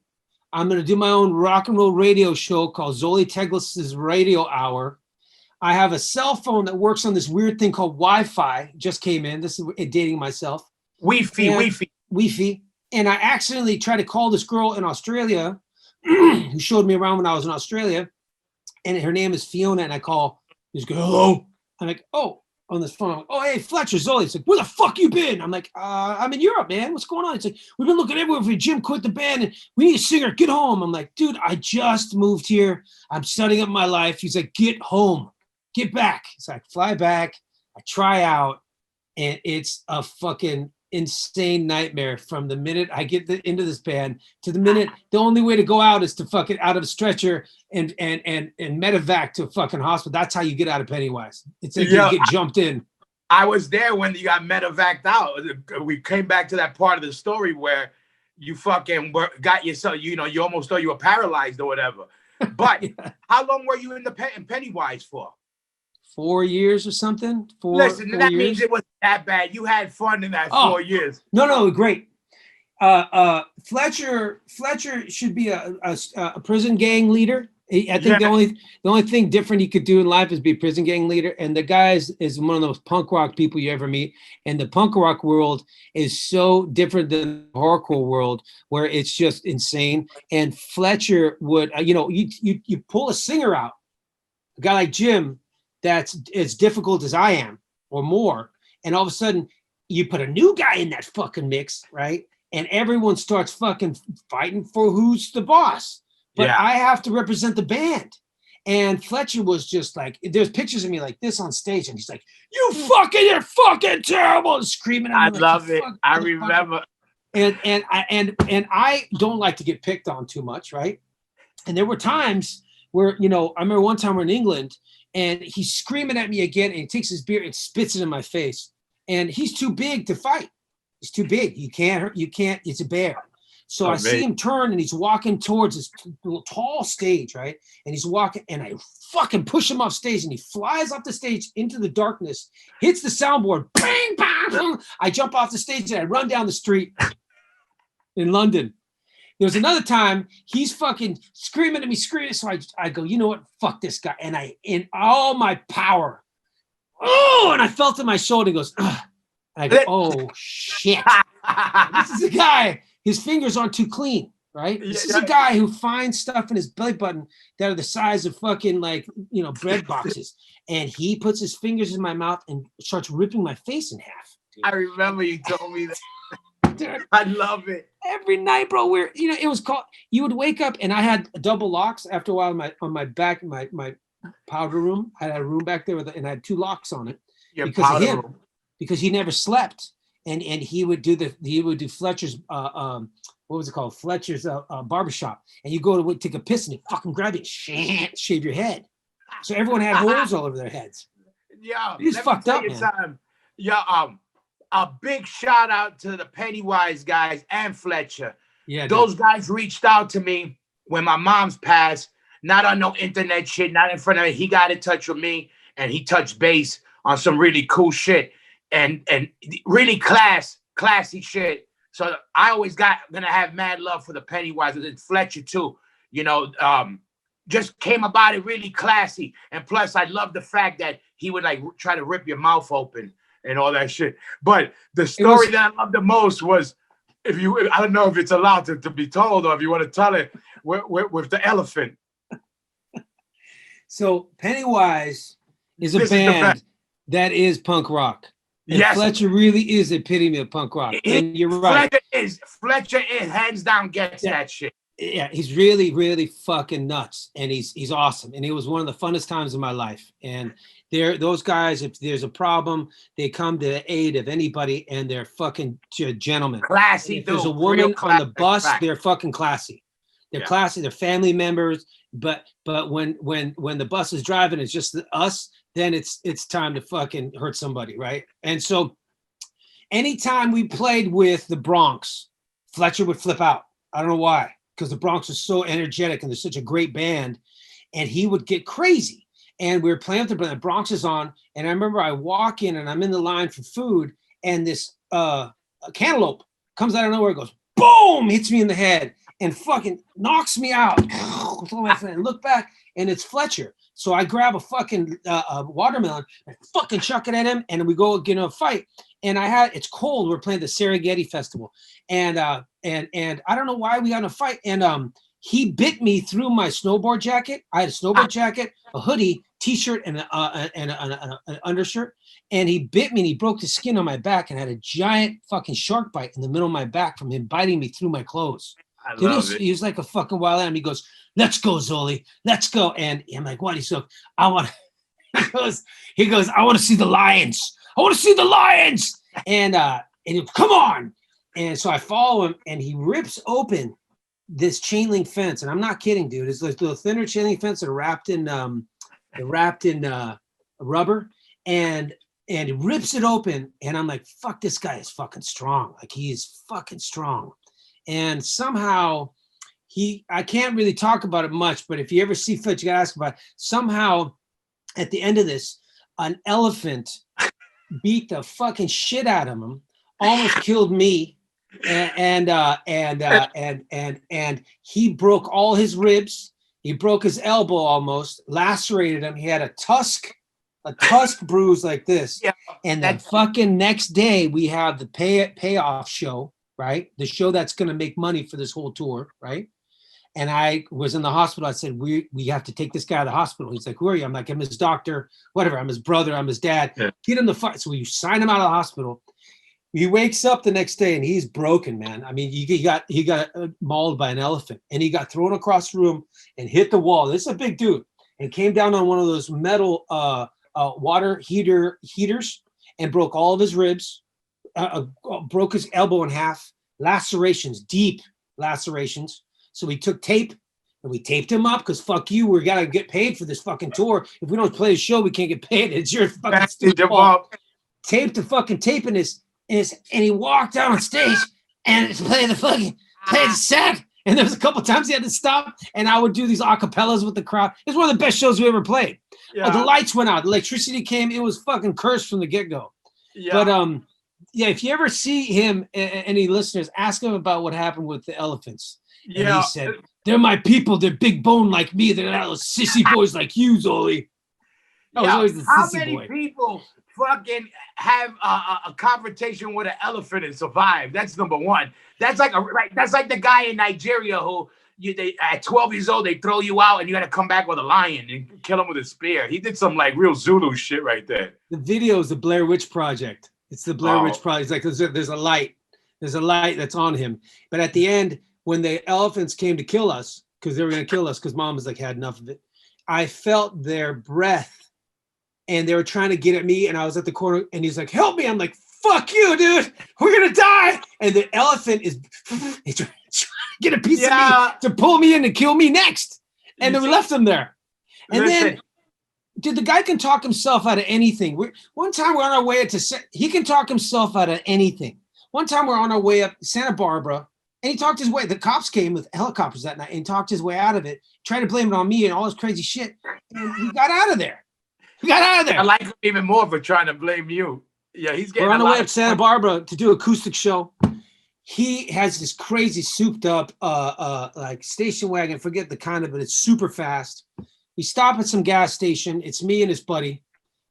He lights off like 10 smoke bombs in the car and locks the windows and doors. I can't get out and I can't breathe and I'm dying in the car, and you can't see. And he's going down up the 101 freeway, and the car's swerving, and I'm trying to get out. And every time I try to open the door, he hits and so people see this car full of smoke with the doors open up and a dude trying to crawl out, right? And one time I'm almost out. I'm trying to get up on top of it, going 100 miles per hour, and he pulls me in, and we get pulled over by 2 cops. He doesn't have his driver's license on him. There's like all kinds of shit paraphernalia in the car. And I said, "Sir, I'm being taken out of my will. I mean, I go, sir, they're trying to fucking steal me. And they go, oh, Fletcher from Pennywise. Dude, we love your fucking band. And I'm like, you don't understand. They're like, dude, shut up. And they're talking to, and he talks his way out of it. I'm like, I'm begging these guys to save my life. That this dude is trying to kill me. And they're like, dude, it's Fletcher from Pennywise. And that's how it's always been. He talks his way out of everything. He's a modern day woolly mammoth. That's what he is. He's so fucking smart, but in like streetwise smart. It's crazy. Amazing. Yeah, it was a fun time. And we wrote a good album. But, you know, like, he'd be like, sing it the way I want to sing it. And I'd be in the studio, and I'd lock the door. And he's like, I'm going to break these fucking knobs, Cameron. And the Cameron's like, get the fuck out of here. We're screaming and yelling. And then he couldn't figure, I was going to sing. Like, I want to sing. Fucking stop telling me how to sing. So he starts lighting shit and putting it under the door to smoke me out of the fucking vocal booth and tried to light the vocal booth on fire. And then we'd be at each other's throats and be like, what are we having for lunch? Well, let's go get sushi or something. And then we'd just be like, and then we'd be back at it. Pennywise is my new favorite band right now. Dude, it was nuts. Favorite band. Not. You did 4 years with Pennywise, right? Something like that. I think 4 years. Yeah. No, that's on your side. You did 4 years with them, and then all right. But before that happened, all right. Right after the Pennywise shit, is that when Ignite had another last run? The last run was after the Pennywise stuff, correct? Yeah, then we did. We ran into you, right? Well, I look, they have families to feed, and I was scared, Hoya. You know, when you go paralyzed and you really go paralyzed and you get it back, you don't want to be back on the road. And I remember waking up out of my surgery and him screaming at the doctor, he's fine. He's fine. He took me out of the hospital. I'm gonna take him out of the hospital. And the doctor's like, dude, the guy can't move. He's like, fuck it, we'll tape him up and we'll bring him out on stage. Because we had some big shows coming up. We just had an album come out. It was the first time we're number one on the radio stations all over the world, like in Australia. We had 2 years lined up of big fucking festivals, right? Finally, the payoff comes with the album we write is good. And now people accept me. And now here I am laid up in bed. And I was so scared not to injure myself again, because I would jump off stages during Fuck Authority. I'm the new singer. I have to overdo it and prove that I can do it and all this stuff. And I knew I couldn't put it on the show. And I'm like, guys, I can't do it for a year. I got to heal up. This is not like I broke my leg. This is like, I can't feel my legs, dude. I can't feel you can't feel your balls. You know what I'm saying? And so you're like, I got to stay home for a year and heal my core and get ready. And they had to bring Jim back because that's really what happened. Because I was like, dude, I can't do this. Yeah, and we got to pay. We all have families. We got to pay our bills. And then I think what I was put into their lives as a guy to keep that band kind of going.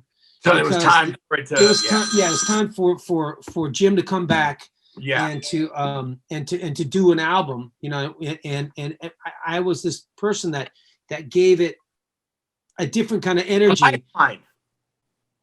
And so when I got healed up, I said, you know, I got to make some money now too. And let's get and talk to the Ignite guys and let's all work it out.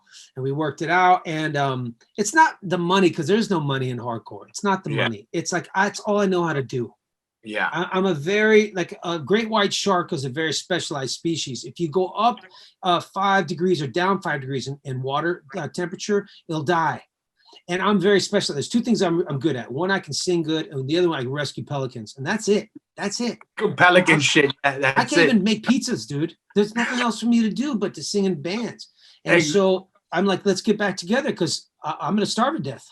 No, I remember, and I was glad we caught up with you guys a couple spots in Europe. We had some shit, and then, but I already felt that the next move for both you guys, all you guys, was coming along. I could feel it in the band, and fucking the new band. Let everybody know what's up. What's the deal with the new band? The name of the new band? What's the whole thing with, like, what are you trying to do? You know, we talked about it a little bit on the phone a while ago, but you got momentum with it. You know, you guys dropping some new shit. What was the whole thought with this band? What you wanted to do with this band? What was the whole, you know, your whole concept of the way you saw this band, you know, sounding like? And well, if you like Ignite, Pennywise, you're not going to like this band. This band is cock rock. This band is Look, I always had John Bon Zoli stuff. As I played to you, serenaded you like a man to another man. Like already mentioned. That's fucking hard, dude. I wrote all these songs and I'm like, fuck it. I'm not, I'm getting up in age and I want to put out a fucking rock album. I don't want to sing. A very, very famous musician said, what do you sing about, Zoli? I said, I sing about World War II and I sing about fucking the death of my family and I sing about all this shit. And she's like, but he goes, we sang about love. Write some music about fun times. And so I wrote an album that was like an ode to Budapest, like on the vibe of Bohemian Rhapsody. I wrote songs like, on a vibe. I always had some in the back of my head, like Alice in Chains, a little Iron Maiden, a little John Denver, a little George Michael's mixed in there. Not thinking George, yes. And not thinking, well, I'm going to write an album for anybody. I'm writing for myself, right? Yeah. And then I put it out and it got picked up. It's crazy. I didn't think. And Billy Bio, one of the nicest guys in the whole world. Big shout out to Billy Bio. He showed it to his record label. His record label's like, let's sign these guys. And the label's like, Zoli, you're so easy to work with. You just say yes. I go, dude, I'm 50 years old. You gave me a worldwide record deal at 50 years old. What do you think I'm going to say? No? Yeah. You think I'm going to say no to anything you want? You want me to what, cowboy boots and fucking, tassels on me? It's okay. Yeah. No. But the music is interesting because I hope a lot of people like it.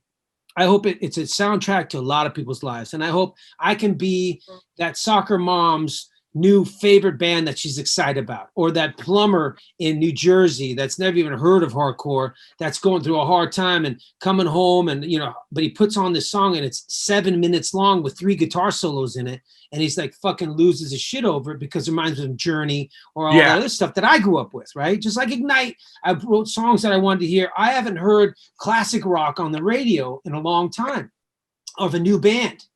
And so that's what I just tried to write, is stuff I wanted to hear if I was a, construction worker coming home and living in Florida or something that wants to fucking rock out to some guitar solos and some triple vocals, right? Yeah. And that's what I did. And I hope this thing works out really good.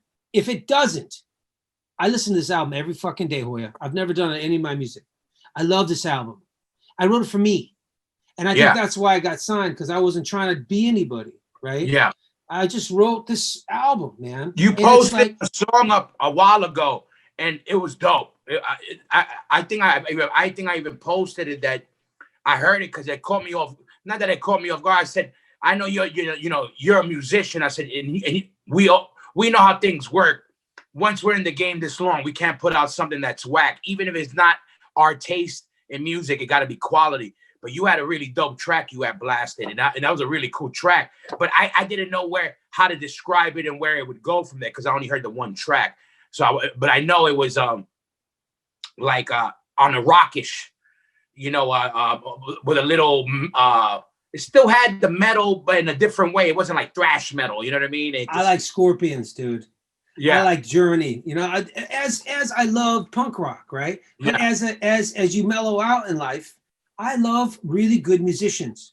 We went on tour with Slash and his band, and I watched Slash play every night. I was like, I guess, like when I was in Pennywise, I watched, Iron Maiden play. I'm like, wow, dude. The guys I got in this band are fucking top-notch musicians.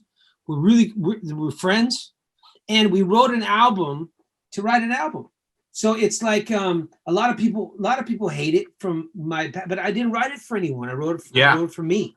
Yeah, and it's just like, if you don't like it, you don't have to listen to it. That's cool. You know what I mean? They like, well, what do you say when people call you like Nickelback? I'm like, well, I don't like Nickelback, and I'll listen to Nickelback, but fucking good for them. Like, good for everybody. Good for anybody who does well in music. Like, fucking relax. Like, good for Celine Dion. Like, I hear Celine Dion, the fillings in my teeth hurt, dude. My butt gets tight when I hear that. I hate it. But good for her. Fuck. Yeah. You know what I mean? When you guys did Hazen Street, it was one of my favorite bands. And I listened to Hazen Street last week because I found a CD in my car and listened to it. That's some good shit. Yeah, it was cool. Again, when you guys do your rap stuff, it's good stuff. Yeah, it comes from the heart. Yeah, for us coming out, we all grew up with different music too. But being in Madball, which is such a pointy, we always will be, a New York hardcore band. But that doesn't mean that we don't like other types of shit. and we wouldn't have liked to spread our wings. When we had the opportunity to do that, we were all for it because we were like, yeah, it feels good to try something, new. You know how that is. It kind of it brings life into you, and it makes you appreciate your other shit also. Like all all the branches of your own tree. You know what I mean? I got this hardcore shit. I got this rock shit. I got this shit. It's another weapon in the arsenal. That's what I learned the older I got. I was like, I wasn't letting all my blades get sharp as a kid. When I got older, I said I want to sharpen all my blades with every avenue I had. So I'm a big fan of guys doing something out the box, especially when they come out of the hardcore world. I like seeing where, because you could see their real influences. Because in hardcore you're in a small box, so it was good to see like exactly an angle like that, like you said, a Journey mix with a hair metal mix. Hazen Street had a popish punk with a little hardcore and a little skate or a little whatever. You start seeing a little bit influence hip hop. I love that shit. And with this, you did an album. The album is out. What's the name of the album? Comes out 27th of November. If you listen to this podcast, you'll probably hate it, but maybe your mom or your aunt might like it. No, the shit is dope, but I don't say that. And listen, I'm going for an older crowd. I'm going for a crowd that wants to hear the Scorpions. You know what I mean? Yeah. If I can get to the Scorpions, if I can get their fan base, fucking that'd be great. Because I want fan base. And so it's like, it doesn't take away from what you've done. Anything you do, if you do it well and from the heart, it's not going to take away from anything you've done in the past, unless you're lying about it. And I'm not lying about this album. I wrote, it's like love songs and shit. You know what I mean? It's like stuff that I don't want to sing because after every Ignite show, I would have this hangover, emotional hangover, because I'm reliving all these things. World War II, my uncle fighting in the front lines, my grandmother died, and relive them on stage. Because if you're a real singer, you have to relive everything. And then I would see in people, I would give this, and then we would play this other stuff that I'm doing now, and people are just partying. And they're they're a totally different genre of people, a different crowd. And I'm like, fuck, man, I want to start bringing this in, because I think out there in the world, there's enough negativity now. Yeah. I want to write about love, bro. And so, it's really easy. If you don't like it, you just don't listen to it. It's fine. No, but the one song I heard was really dope. I was really not that I was surprised, but I was like, oh shit, this shit is dope, because you would make it sound like something that a lot of people might not like. The 18-year-old kid who wants to, stage dive in mosh pit ain't gonna like it. But then there's still some of those kids that do like that shit. I learned that the older I got, not as young. If you're doing things for people to like, you're in the wrong fucking world. And you're doing it wrong. And I believe in this. When you do some shit from your heart, people could see through it. You could tell when it's fake or when it's not. If you like it or not, you can tell when people really live in the shit. You know what I mean? That's and the rock label I'm on, they're called AFM Records. I've never been on such a supportive label in my life. These guys are fucking, let's do this. And I'm like this slow wheel in the whole thing, because they want to do a lot of social media. And social media, you're good at that stuff, but I'm fucking bad at that shit, man. I'm that's not my world. And it's hard, it's hard to do these social media posts, but they want social media all the time. They push, interview. They have us on all these tours next year that aren't going to happen because of COVID, but we still got on them. And I'm so blessed at my age to be a new band that a label is putting so much force and push into, so much money into. These guys have been like a fucking blessing. Like, Zoli, if you'd have came to us with this band 20 years ago, we'd be fucking big band by now, because they really believe in the album. And it's like, I wanted to put this album out 20 years ago, but I was scared to, because at that time I didn't have this self-conscious, and I was insecure. And what if somebody doesn't like it? And if I'd have put that album out then, they would have signed it back then 20 years ago, and it'd been a different fucking story. And it's just interesting, you just gotta go for it, is what it is. I agree. And we learned that with age too, you know what I mean? And also we were in bands that were, that's how we survived. So it's hard to fuck with something that you're surviving off of and try to do it for something you gotta let, for your inner soul and paying the bills. Sometimes don't meet in the middle, and it's hard to do that. If you want to make money in music, then become a dentist. Yeah. Don't go to Vegas, think you're going to win. They keep the lights on by people losing. Don't become a musician if you want to get famous or you want to get rich. It's not going to happen. It's true. You know what I mean? So just don't do that. But that's all I know is music. And I put this album out because I focused. I went to Europe. I went to Hungary for like 2 months and recorded in my grandmother's house with these fucking amazing musicians. And I left that house in 2 days and 2 months because all I did was focus on this album. And I fucking love it. And that's what I care about. I love this album. It doesn't negate anything I've done in the past. It's totally different. And I love it. It's like I wrote it. I painted a different picture. And I'm fucking stoked about it. The name of the band, the name of the band, the name of the album, and when does the record drop? The name of the band is called Ocean Hills because I live close to the ocean, and the guys in Hungary live in the Buddha Hills, and another dude lives in the Hollywood Hills. And Hoya, if you want to start a band, there's no names out there. We had like 15 other names, right? But it's so it's like, you think the band Smashing Pumpkins? If I came to you and go, Hoy, let's start a band called the Smashing Pumpkins, you'd be like, no, I'm in a band called Madball. Yeah. So listen. So all right, what's the name of the album? Santa Monica. There's no Santa Monica in Hungary, I can tell you that. No, but when we were on tour in the 90s, everyone I'd meet go, come out to visit, and these fuckers would come out.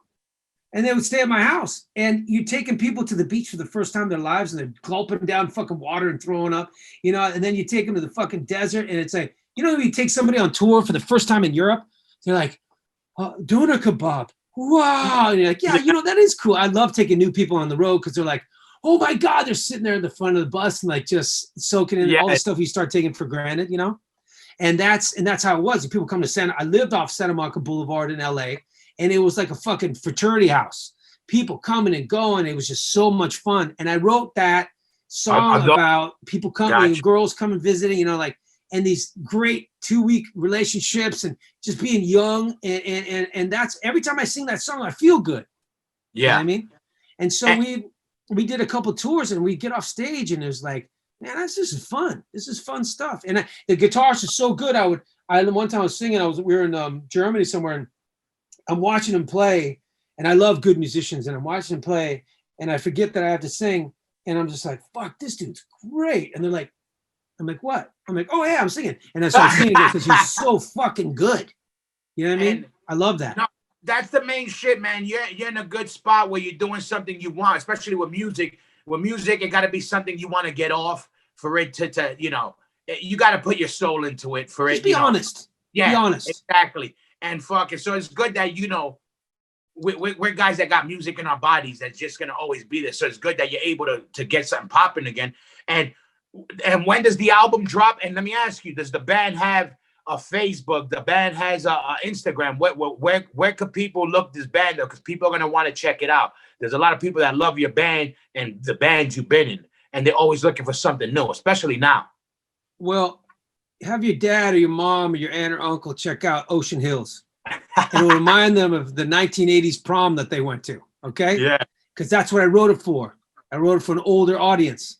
But it's called also, Ocean Hills.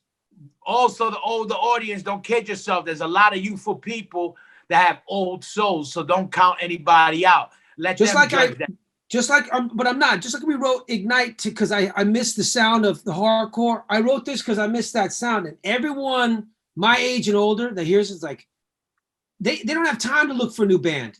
People that are working 2 jobs don't have time to scroll through Instagram, right? Yeah. We're mostly Facebook. Yeah. Because we have an older crowd, right? 40, 50, 60.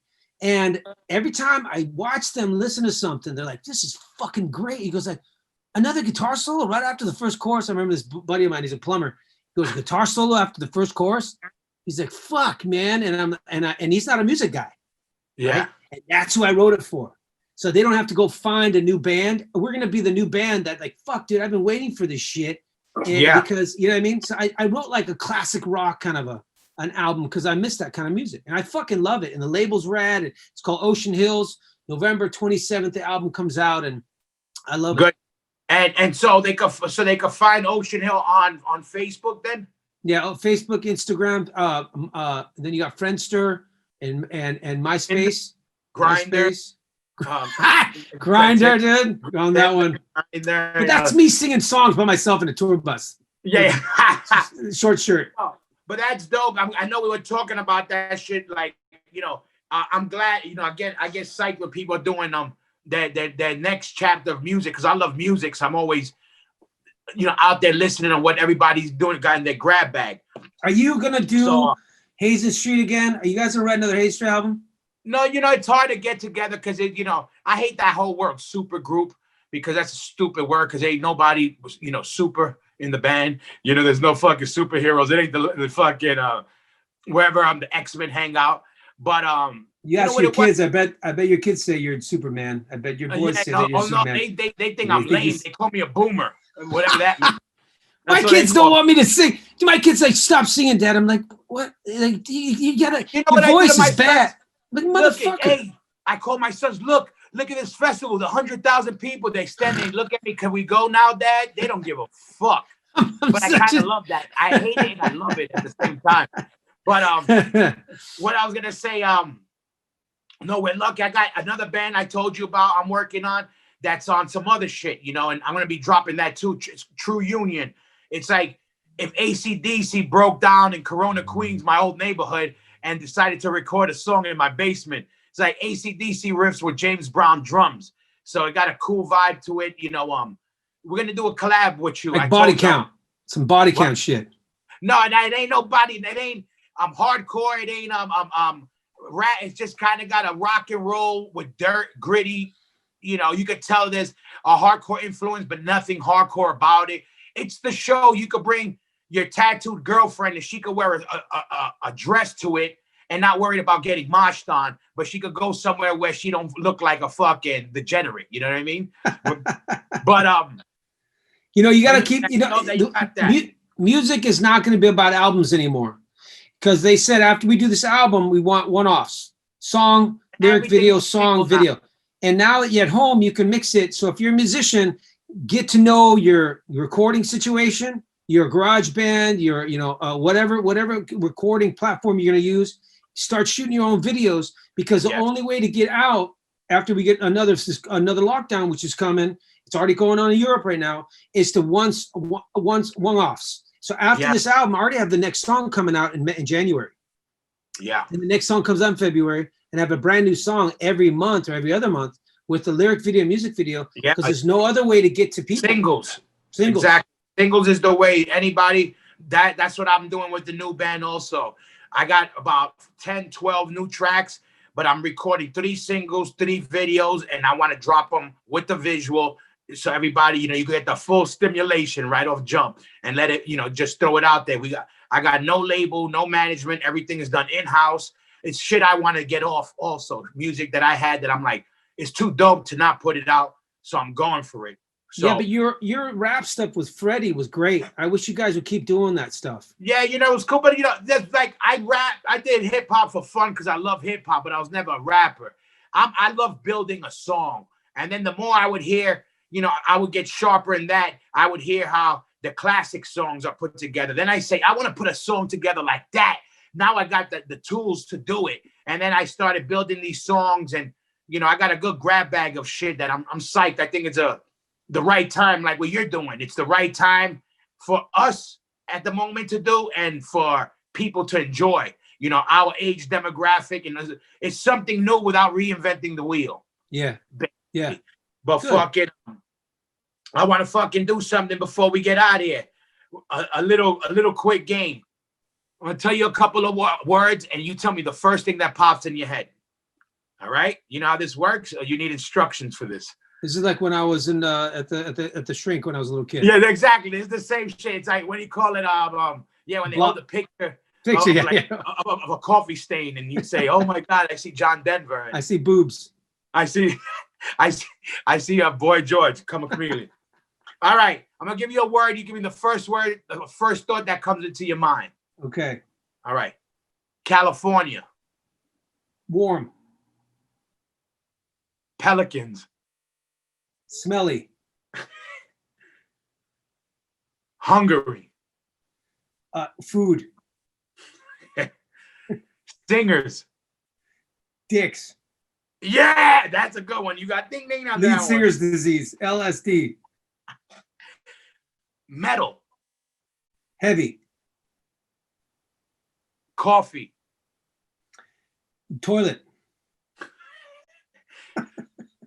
Rap music. Mumble rap is dog shit. Rap music is fucking great. Is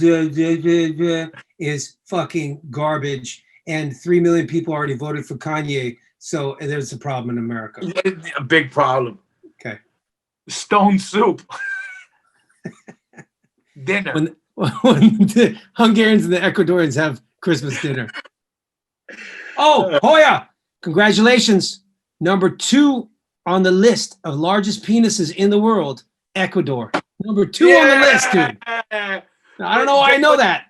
No, but you know what? You got to also remember, Ecuadorians are in the pygmy family, so they're shorter, so it's towards their size. So it's 7.6 inches is the average length, dude. You know, it's funny. We're on tour. We had this new merch girl, and she's like, you know, I thought you guys were going to talk about vaginas and boobs. All you talked about was penises and crapping, and taking shit. I'm like, yeah, dudes are fucking idiots. What do you think we talk about? She's like, I didn't talk about women at all. We're talking about fucking guys. Ecuadorians. Suck. Yo, guys suck. We're dumb. COVID. I don't know, dude. Like a gray fog, a question mark. Question. Punk rock. Black Flag. Ignite.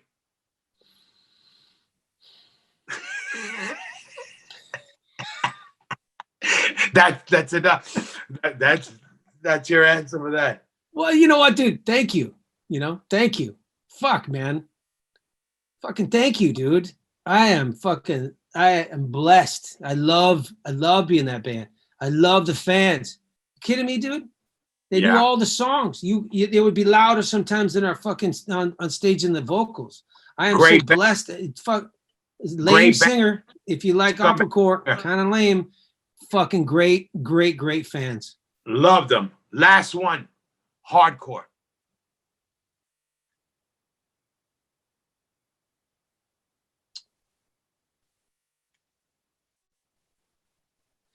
A van. Because we would play, we got this van, we got in it, and we went all over America, dude. And I remember the East Coast had a lot of bad breath, a lot of like, we play in my basement. And it was really very political, and you had to be on these shoes and this, that. And then you would go and change the dynamic, and it'd be all Latin, like gangsters. And it's like, what do you mean? What do you mean? What's going on? Like, okay, this is another hardcore fucking thing. And then you go back to California, it's all like pogoing, and it's just a van, dude. It was hardcore meant so many things to so many people that, you know, you could call Ignite hardcore, and then you would go Earth Crisis was hardcore. Yeah. And it was like a van. It teleported us to different places in America and different people's lives. And you know what I mean? It was just cool, man. It was life. It was bitching. Before we get out of here, one memory that popped in my head, which you reminded me, we're going to leave everybody with this one visual. Remember us outside of Wetlands? We broke the gumball machine, and me and you, Scott, running to collect all the quarters on the floor. Do you remember that? Oh my! I don't know why, but I remember we were trying to break this thing open, and we heard change, and me and you went into overtime. And Vinny, and we jumped like a piñata, and we jumped out like nickels. Nickels, yeah. It was like a hardcore piñata. Yo, Zoli, I'm glad brother. I got you on. I've been trying to get your fucking cultured with technology ass on for a minute. I'm glad you figured it out.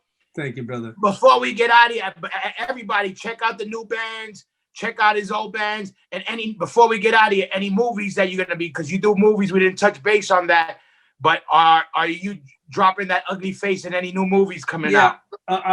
So I got a part in this movie called a TV show called The Alienist, and it's on the next series. I'm not sure when it comes out because you read for it, and then you get to the set, and they give you a totally different script with a different person. Like when I went on Terminator, I got the part as an Air Force officer, and then they got me in as the head of the, you know where all the cages are for the kids at the border? Yeah. I was like the head guy there. And you don't know when you get there, what your part's going to be, right? And so they're putting makeup on me and trying to have me look better and younger. And I'm reading, I'm like, fucking Ted Levin. I'm like, Ted Levin, he's my guy. I'm gonna be acting with. I'm like, dude, that's the dude from Silence of the Lambs. That's that crazy, it puts the lotion on the basket.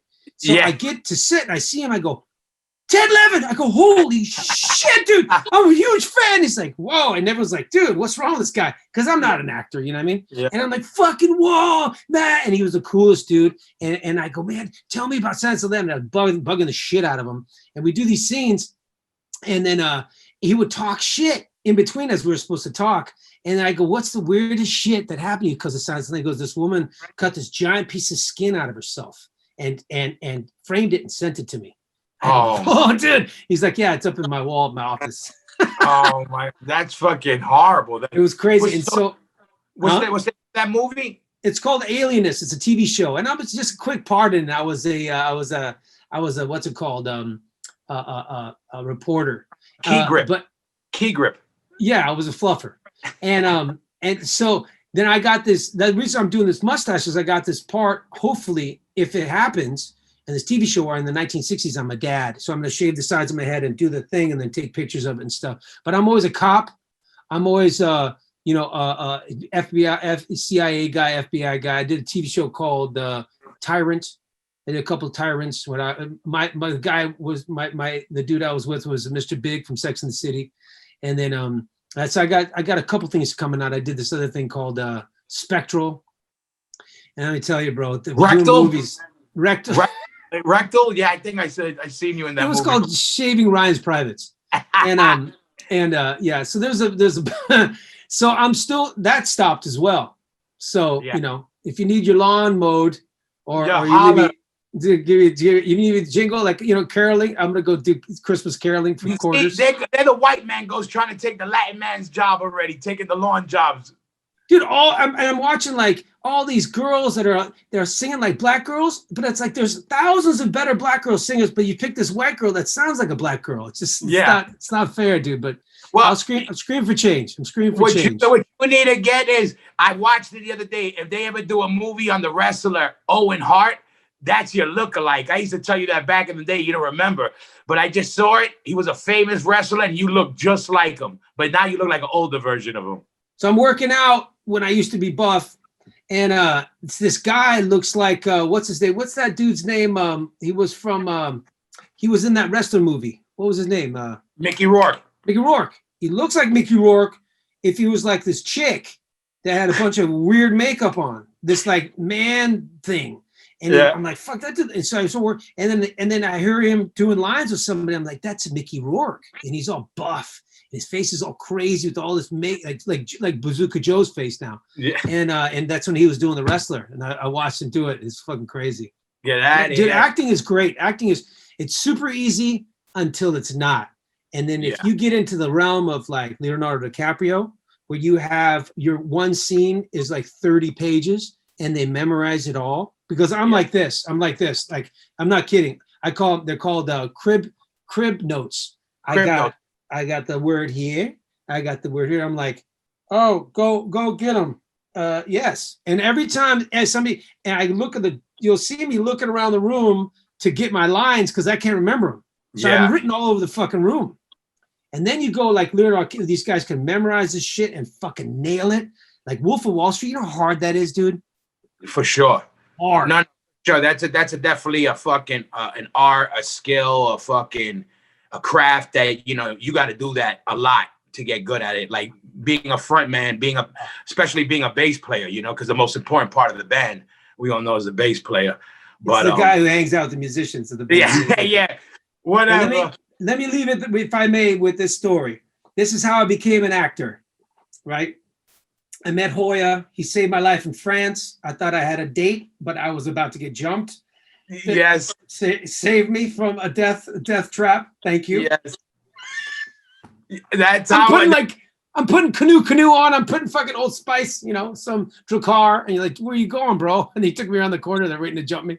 Yeah, basically, Zoli was like, no, come on. We were parked outside of a project real quick. And some really pretty girls invited Zoli to come hang out with them in the projects. And Zoli, being the nice guy that he was like, Yeah, and I'm watching Zoli get all dolled up, and I'm like, wait, what are you doing? He's like, oh, I'm gonna go hang out with these girls, and I go, where, in the projects? They're No, beautiful they're really cool. French black girls. I remember Yeah, that. They and were gorgeous black girls, and I'm like, and wow, then- French, and they spoke eloquent English. And I'm like, whoa, this is gonna be great. We're all, and I was just gonna go out to dinner with them, like, you know, and go Go on the out show. to dinner with, I was like, these are hood rats. And I'm like, I didn't know what that is. Going? He's like, no, I'm gonna go. It's fine, really, it's cool. I'm like, yo, you ain't going nowhere. And then what happened around the block? Fucking, you take me, you go, come here, and we go around the other side of the block. You go, there's gonna be guys waiting for you because your pocket's gonna be full of money because you're taking all these girls out to dinner and you're gonna go have a good time taking the show. And I loved meeting new people and especially French.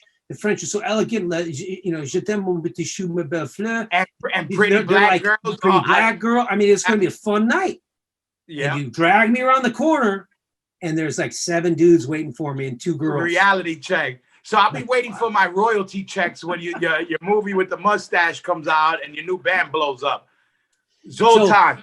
So, just real quick, let's go back to this ended with being of service. This dude in Hungary is a fucking mess, drug addict, alcoholic, fucking loser, keeps fucking up. His mom keeps calling me. She's like, please help him. 3 times he's flaked on me.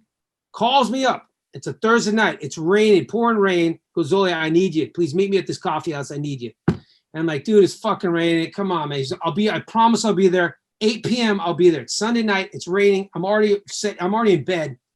I call a buddy of mine. He's like, just go. You know, just go. Be of service to this guy. Try to help him out. I get fucking close. I go on a fucking train. I get to Budapest. I'm waiting for him. The dick doesn't show up. I'm finishing my coffee. And who's walking towards me? My agent. But at that time, I was trying to catch this lady and trying to meet this woman because she wouldn't email me back or nothing, call me back or nothing. And I go, hey, aren't you that agent? She goes, aren't you that singer? I'm like, I've been looking for, she goes, I've been trying to email you back, but your email doesn't work. If I wasn't there to help this guy out, I would have never been in any movies. So whenever you're asked to do something that's a pain in the ass to help someone else out, don't do it. On the way home, you're gonna buy that lottery ticket. Or I already won the lottery ticket. My kids are healthy. I already won the lottery ticket. I'm done. Yep. My kids are healthy. Everything else is a plus, right? Yep.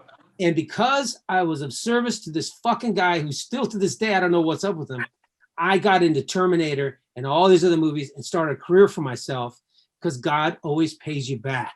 Yes. So always fucking say yes to helping people, always. A fact, you give in to the universe will give it back to you. If you want to call it God, not feed the universe, everybody. Zoltan, I'm glad I got you on. You know what's up. I'm gonna send you this when we put it out, when we drop it. We'll talk. I'll hit you up during the week. Everybody, go check out all his bands. Go check out all his movies. Feel free to hit him and talk shit on him on his Instagram or on his Facebook.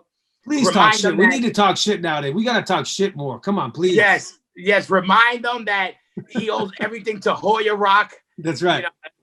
And Zoli, we'll talk soon. I love you, everybody. Love you too, bro. You know what's up. We'll talk soon and hold it down. That's Smokin right. Work and we out, everybody. Thank you. I love you, bro. Peace.